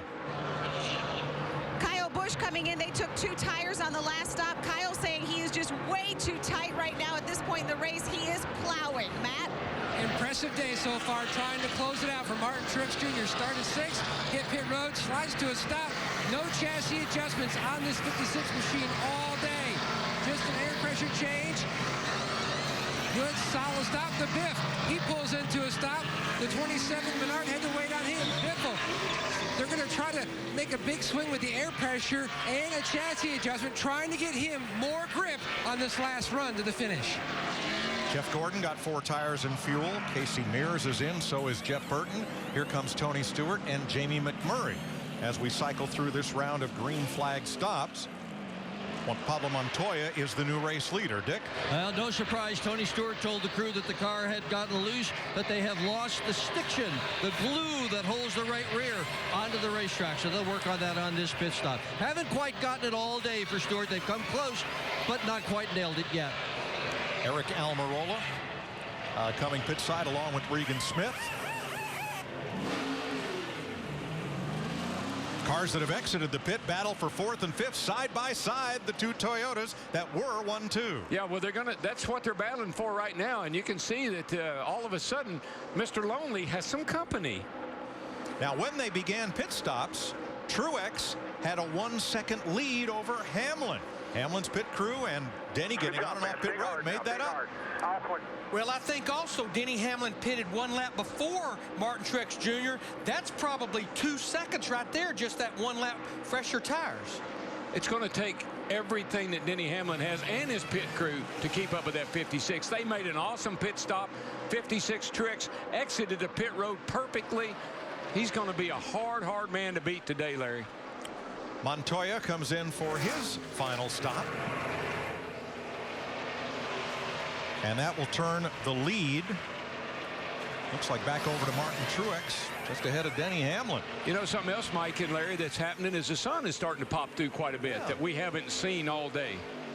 And excuse me, Sam Hornish Jr. is the leader ahead of Truex and Hamlin. Hornish, whoa, big slide there. He's on worn tires. He's not yet made his stop in this sequence. It almost looked like he was thinking about it. He was right down in that turn on pit lane, but he was going pretty fast, so I don't know if he was just missed it or if he just wasn't quite ready, but it looked like he was thinking about it.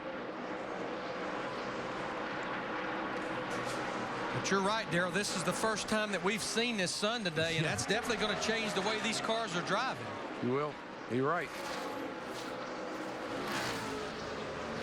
Sam Hornish Jr., who has an IndyCar victory on this speedway, is your leader at lap 227. Kansas City is the home of barbecue. More barbecue joints in KC than any other city in America, they say. Big meal, big trophy. Who will win it? Sam Hornish Jr. is out in front, but he is almost a second slower than Martin Truex Jr., and he will need another pit stop. Yeah, he was one of those drivers that came to pit road at lap 188 and changed tires and topped off of fuel, so he can go much further. But the problem is he's over a second a lap slower than these other drivers. But a caution for Sam Hornish Jr. here would be a beautiful thing for him. I don't want to jinx the 56 car, but all of a sudden lap times are a lot quicker for Denny Hamlin, and he is closing that gap back down that Truex had driven away from him. Right now the 11 car is faster than the 56 and catching him in a hurry. I believe, I hate to even say this, but it looks like the 56 is slowing down. Hornish makes his pit stop. Truex goes back to the lead. Matt? Mike, 4 laps ago, Martin Truex said simply, this is as loose as this race car has absolutely been all day. And Chad Johnson told him the sun is out. Everyone's experiencing it. Just try to hang in there. Well, it's affecting him probably more than anybody I know right now, because Denny Hamlin has caught him, and he's going to drive by him here, maybe off turn 4. Yeah, the game has changed, Darrell. Hamlin has Truex firmly in his sights. His lap times are 0.2 of a second quicker than Martin's. And Sam Hornish, by waiting so long to pit, will go a lap down. Yeah, that's a 32.58 for Hamlin to a 32.72 for Truex. That's 0.2. All of a sudden, a big swing. And only 33 laps to go. Hamlin down to the bottom. Here he comes. Hunting the lead. Truex will hold it off turn 4. The biggest one, once your car gets loose and you're running that high line particularly, you just can't get the throttle down quick enough to get the momentum that you had off the corner. You have to wait, and you lose that advantage of running high. Let's have a look at our STP race summary. We've got 32 laps to go. 22 cars on the lead lap. 9 different leaders now. 13 lead changes. 14 may be in the offing here. Only 3 caution flags for 18 laps. Denny Hamlin all over Martin Truex for the lead. And now with Truex, hadn't had to race anybody all day long. Now what he doesn't want to do is overdrive his race car and make a mistake. Steve? Well, Mike, when this run started, Denny Hamlin said, my car is a little bit tight. Darian Grubb said, it's all right. We made 2 adjustments. It'll come to you. Denny Hamlin just said, I don't need lap times anymore. Nope, he got a great run, Steve, off turn number 2. He has all but cleared Truex, slides up in front of him, and Hamlin is setting sail for the checkered flag. You could see right there off the exit of 4 how loose Martin Truex Jr. in that 56 car is getting. And we mentioned, you know, mistakes in the pit. Okay, the pit crew didn't make a mistake, but I don't think the crew chief had any idea that the sun was going to come out and change the conditions. Those crews may be done for the day. These teams have fuel and tires to go the distance, but those 2 drivers may want to look in their mirror, because as Truex comes back for the lead, Jimmy Johnson is closing in. Johnson. Yeah, I was about to say, these 2 drivers about to have a little more company coming their way, because Jimmy Johnson in that 48 has been mowing them down. In the meantime, his teammate Jeff Gordon going into turn 3, I think he's got an engine problem there. He's off the pace. He's lost a cylinder, Darrell, and we'll try to complete this one on 7 cylinders.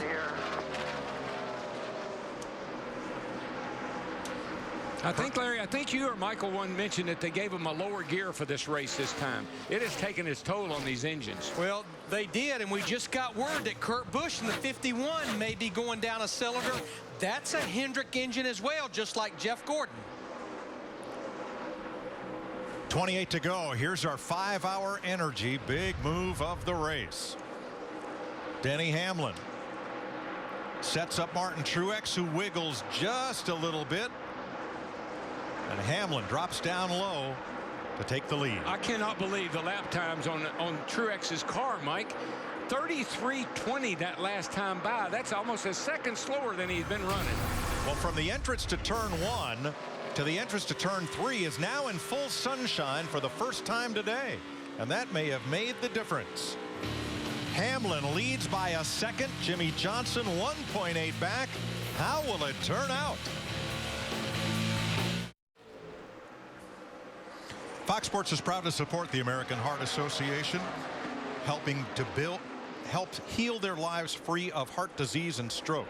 To learn more and find free resources, please visit heart.org/Fox Sports. We are just 24 laps to go. Denny Hamlin is about half a tenth a second faster than Martin Truex Jr. and running the same times as Jimmy Johnson. Martin Truex back to second. Here's what they had to say. Damn right it's not. You're the best guy out there.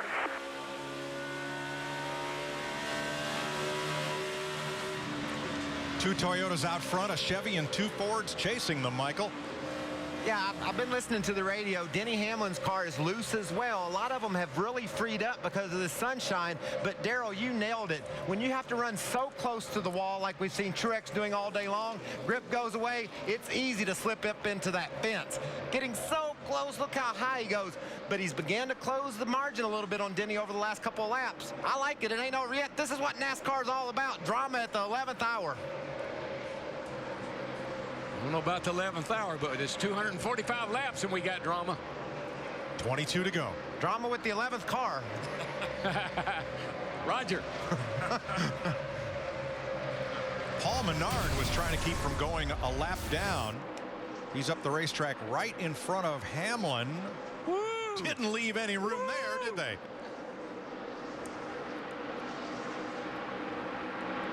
And then Eric Almirola didn't give Martin Truex a lot of room either. Not a lot of room, but he didn't have to get out the gas, I don't think, so he was able to keep pace. Well, Martin wasn't pleased. He's trying to catch the leader. Yeah, you know what he's saying? Pay attention. Yeah. I'm coming, man. I'm racing for a win here. Pay attention. Eric Almirola is 3 laps down right now. He's not even fighting to stay on the lead lap. Same thing happened with Jimmy Johnson last week. He got really mad at Ryan Newman because Ryan was going 2 laps down, and he held Jimmy up. Felt like Jimmy felt like it cost him the lead. These guys got to pay attention. Jeff Gordon on pit road. Not a scheduled stop.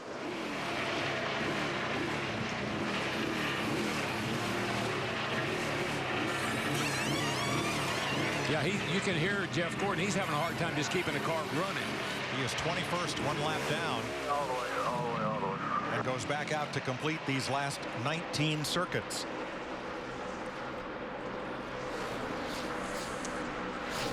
We were talking about Jimmy Johnson in that 48 car making a run, but it's almost like he may have used his stuff up because now Denny Hamlin in the 11-hour leader is beating him about 1/10.5 to 2/10 a lap. But you know what I'm seeing, Larry? I'm seeing that 56 inch back up on the back of that 11 car. That car may have tightened up, burn off a little fuel.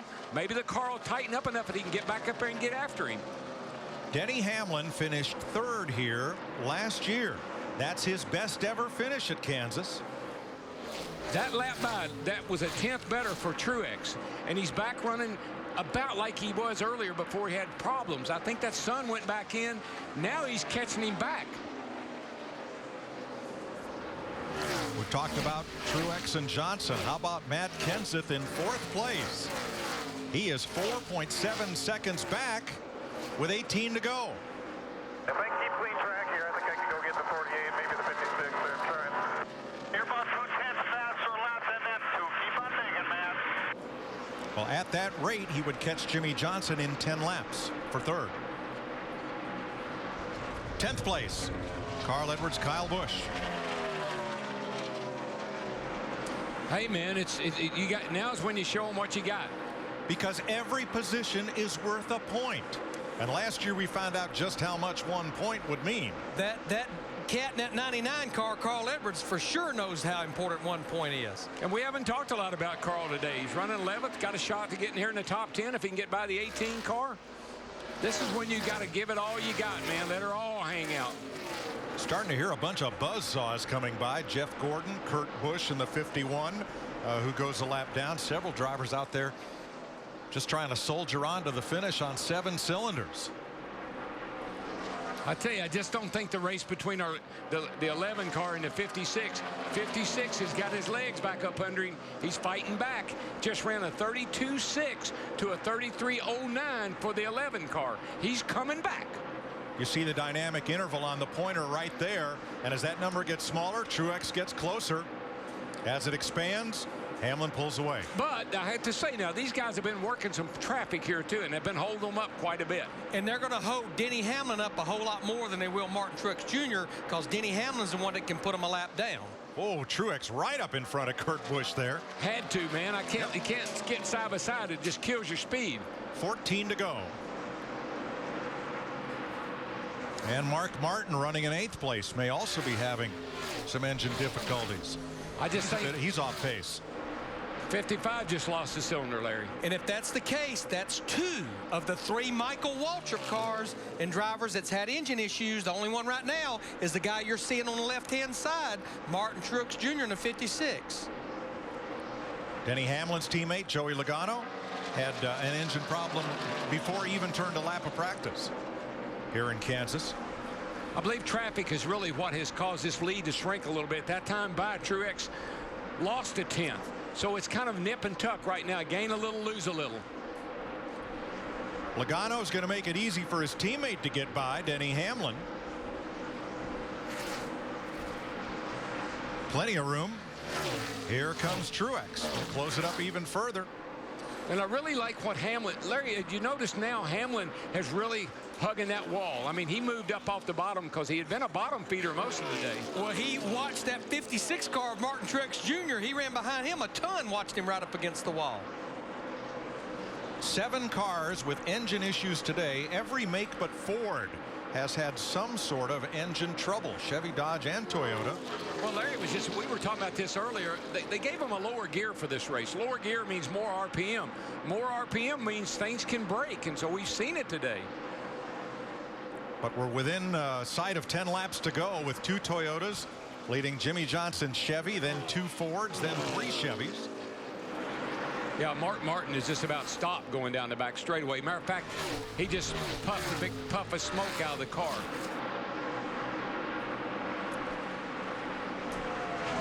There's the interval, first, second, third. You see Jimmy Johnson now losing rather than gaining ground on the race leader. Haven't seen this many engine failures in a couple of years now. This is unbelievable. All valve train related, you can tell. We've found such a newfound confidence in Denny Hamlin in 11. The guy that won 8 races in 2010, battled for the championship, felt like he suffered a hangover last year. He only won that 1 race. They made some personnel changes over there. We have seen bounce in his step all year long. And oh, by the way, he caddied for Bubba Watson in the par 3 tournament at the Masters. Well, he's got things in hand, but I'm not going to give it to him just yet. Nope. I think Truex has got a little left in the tank. 0.8 of a second is the gap with 9 to go. Johnson is now 2.7 back. Matt Kenseth 6 behind, and Greg Biffle, our point leader, 5th, 12 seconds off the lead. They got a couple of cars that are going to run up on McMurray, and I can't tell who the other car is. A couple of lap cars. Last week, Greg Biffle said, I waited till the 48 got in traffic because I knew he couldn't get through traffic and I was going to catch him. Getting ready to happen right here now.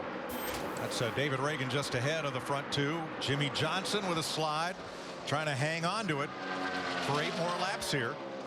Matt Kenseth 6.2 back. Big day for Kenseth, who started 18th in his top 5, as is his teammate, the Sprint Cup Series leader, last week's winner Greg Biffle. You know, when the sun comes out, ruins your day. That's weird. I mean, you're supposed to have a good day when the sun comes out. Kevin Harvick closing up on the Biff. It's really a good recovery for Kevin Harvick, considering he ran out of fuel under green flag pit stops all the way back at lap 87. Dale Earnhardt Jr. has been up near the front a good part of the day. And he is now 7th ahead of his teammate Casey Kane by about 5 seconds. My heart rate's picking up.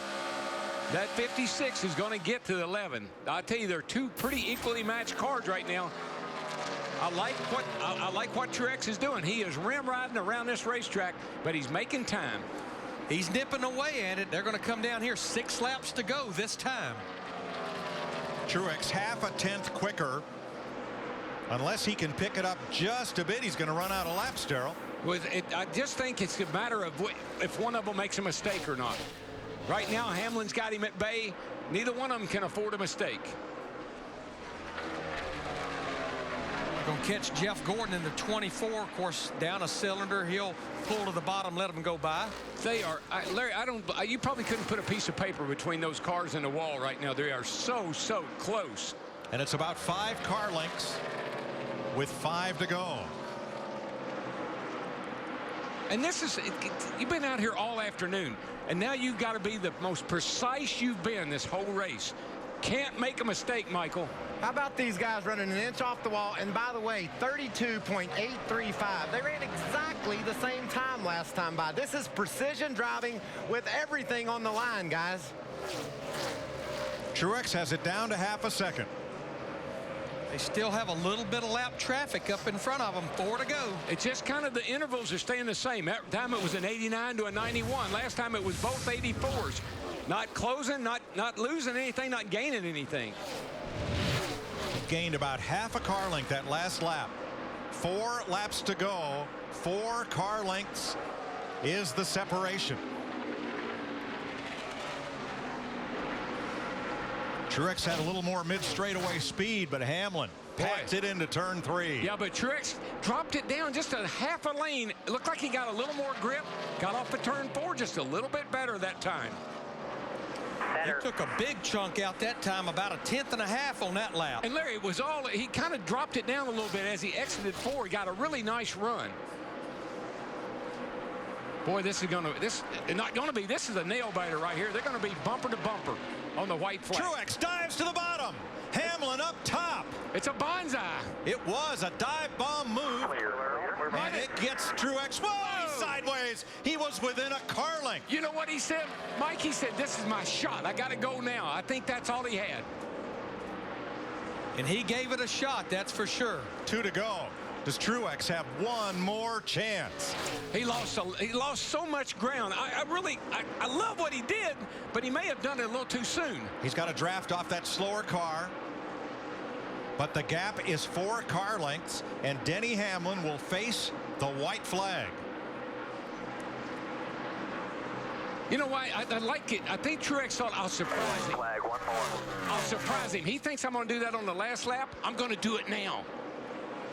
It was the right time. It was the right move. The car just would not stick for him.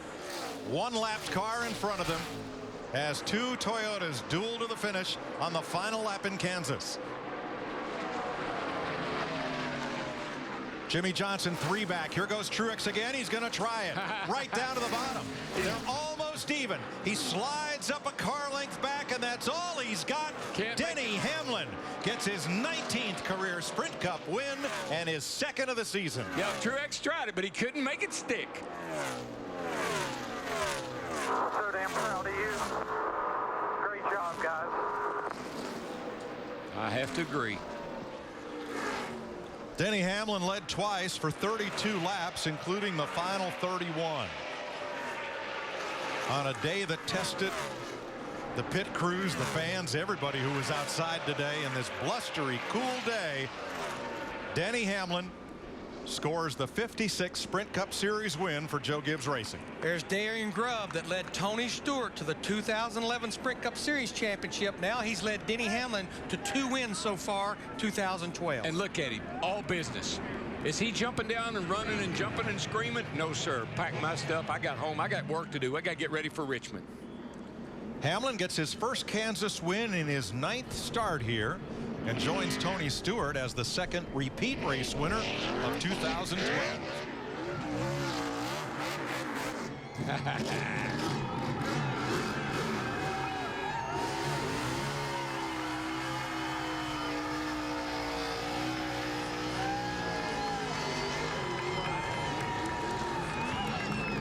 That's what I like to see right there.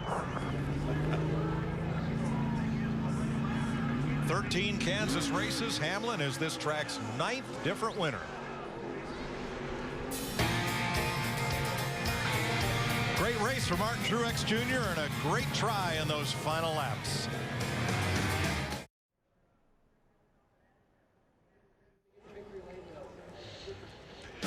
Well, Denny Hamlin had to hold off a diving Martin Truex Jr. who dominated the race. We welcome you to the Sprint post-race show. We're just down the road from the Sprint Capital headquarters at Kansas Speedway on the 11 car in Victory Lane. The 2nd of this season for Denny Hamlin, and our Chris Stavola is in the middle of it all for the celebration.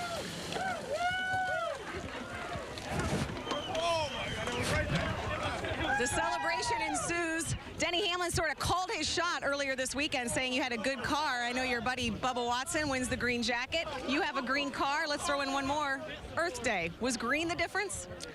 I guess so. That's one of the things. Just can't thank everyone from FedEx enough for putting this together and putting me in the driver's seat.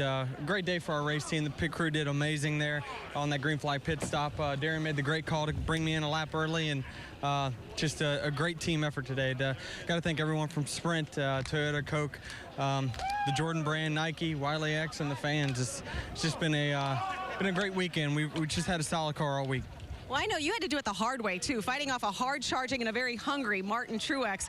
Are you wiped out? Are you exhausted? Did you know you had enough to hold him off? The whole time I just kept thinking of Mikey because I'm good friends with Mikey, but man, I'd love to see one of his cars win. I know how much they've put into that program. I know Martin was driving his heart out. It's just, I know it's disappointing not to win in those situations when you have a dominant car. At the end, we just tuned it in where it needed to be. Congratulations, Denny Hamlin, a 2-time winner, Matt. Impressive run statement type of day for Martin Truex Jr. Just how disappointing and how shocking how the sun just changed your race car right near the end. Yeah, I don't think it was the sun. It just, we put that last set of tires on and it wasn't anything like it'd been all day long. Just bad loose for, first 20 laps of that run. And just lost the lead. Once you lose the lead, it's hard to get it back. And it was a little better than he was at the end. Just, when he's running where you are, it's about impossible to pass him. So just got to thank everybody at MWR, Rob and Michael, everybody at Toyota, everybody on this Napa team. Chad Johnson's doing a phenomenal job, and I know we're going to get our win. Just hate giving them away like that. The turnaround continues. Truex second here in Kansas. Of Michael Waltrip Racing, 175 races since his last and only win, and he fought hard to the finish. Michael, we'll take away your owner hat, play the analyst role here in terms of let's look at 3 to go, right? With 31 to go, obviously Hamlin takes the lead from Martin Truex Jr., who had dominated, leading more than 170 laps, and Martin going for it here. How about that? That's what I want to see as a race fan of NASCAR. I want to see a guy put it on the line, and he dives low. He made a little bit of time earlier low. He thought it was going to stick, but watch. Right there, took away his chance probably to win the race, Chris. He made another run at him going into 3 on the last lap, made the same move, and darn. Denny was being a little bit conservative, I'm sure, but look, Martin sideways in the corner, but yet still is able to drive right up to his quarter panel. I love that stuff. In Martin Truex's defense, he had the car out front all day long. How do you work on the car that's out front? It's running well. The sun comes out. It throws his setup off just a little bit, and that's all it took for Denny Hamlin to jump on him. Truex brushed the sun aside, but do some drivers handle loose cars better than others? Well, his car was really fast high, and when you're fast high, you need to be just a little bit tight. You're running so close to that wall, you can't really hang it out. You hang it out, the rear end catches the wall, so it just took his groove away and hurt his effort. I appreciate Denny saying that he felt bad for me not winning, but he didn't feel real bad. No, he's got to win. It's all about winning. I'm glad. Look, it's nice to see guys fighting for the win. And look, Toyota, first time in victory lane here in Kansas, and they finish 1-2. And we talked about Kenseth and Biffle. Both those guys, strong cars. We knew those Fords would come from the back. They didn't qualify well, but would race well. A couple top 5 finishes there for the Roush Fenway cars. And Brad Keselowski, who was not really a factor all day, won this race last year, finishing 11th, and Tony Stewart working his way up to 13th. Yeah, Brad's finding himself in quite a bit of a hole this year with some engine issues, and today the other Penske car, the 22 of Allmendinger, had an issue, but solid day for Jeff Gordon up until when his engine went away. And a lot of these guys now did have those engine problems that we talked about. Including A.J. Allmendinger, the pole sitter, who led 44 laps, but finishing a very disappointing 32nd. Still trying to win his first race of his career. Let's check in with Dick Berggren. Greg Biffle, another solid run. Man, what a year you're having. Yeah, it's been a great year for us. Not the run we were really looking for. The finish we were looking for, top 5, but we felt like we'd be a little stronger than that. And, we're just off a little bit today. And those. In what way? How was it off? Just sliding the nose and couldn't get the power down. And the track was a little slicker for us. But, to come home 5th and have a little bit of an off day, we're pretty happy about that. Thank you. Congratulations. Thanks, Dick. And there's your points leader, who maintained his spot 15 ahead. It's a career high point for Martin Truex Jr., who is up to second. Also, Carl Edwards moves into the top 10 for the first time this year, moving up a couple of notches. Yeah, and Ryan Newman into the top 10, got to win and in the top 10 in points. So the Stewart-Haas team looking well in the top 10. And remember, you want to be, when we get down to that chase time, you got to be in the top 20 and then win some races with a chance to get into the chase. We have a long way to go, but you see why that certainly is important for a guy like Brad Keselowski, who already has a win. Kyle Busch does not have a win, Michael. And as we bring back Darrell, Larry, and Mike, let's think about 8 races in and still no wins yet for Jimmy Johnson, Jeff Gordon, Carl Edwards, Kyle Busch, but 2 wins now for Denny Hamlin and Tony Stewart. Well, Darrell, doesn't it seem that the more you need a win this year, the harder it is to get one? Yeah, and these teams are doing great. Hendrick had 3 cars in the top 10. Roush Fenway had 3 cars in the top 10 and 2 Gibbs cars in the top 10. But another fast race. We averaged 140 miles an hour around this joint. Not a lot of cautions, but a lot of great racing. No, record for fewest cautions, and Larry, you called it. Darian Grubb bringing Denny Hamlin in 1 lap before Martin Truex made all the difference. Well, we saw that was about 1.5 seconds to 2 seconds. Plus, I think, like Denny Hamlin said, his pit crew had a great stop. Denny did a great job of getting in and out. And then, of course, Martin Truex Jr.'s car had went away just a little bit there. All right, as Denny Hamlin celebrates, let's hear from Steve Burns. It's a long way to Richmond.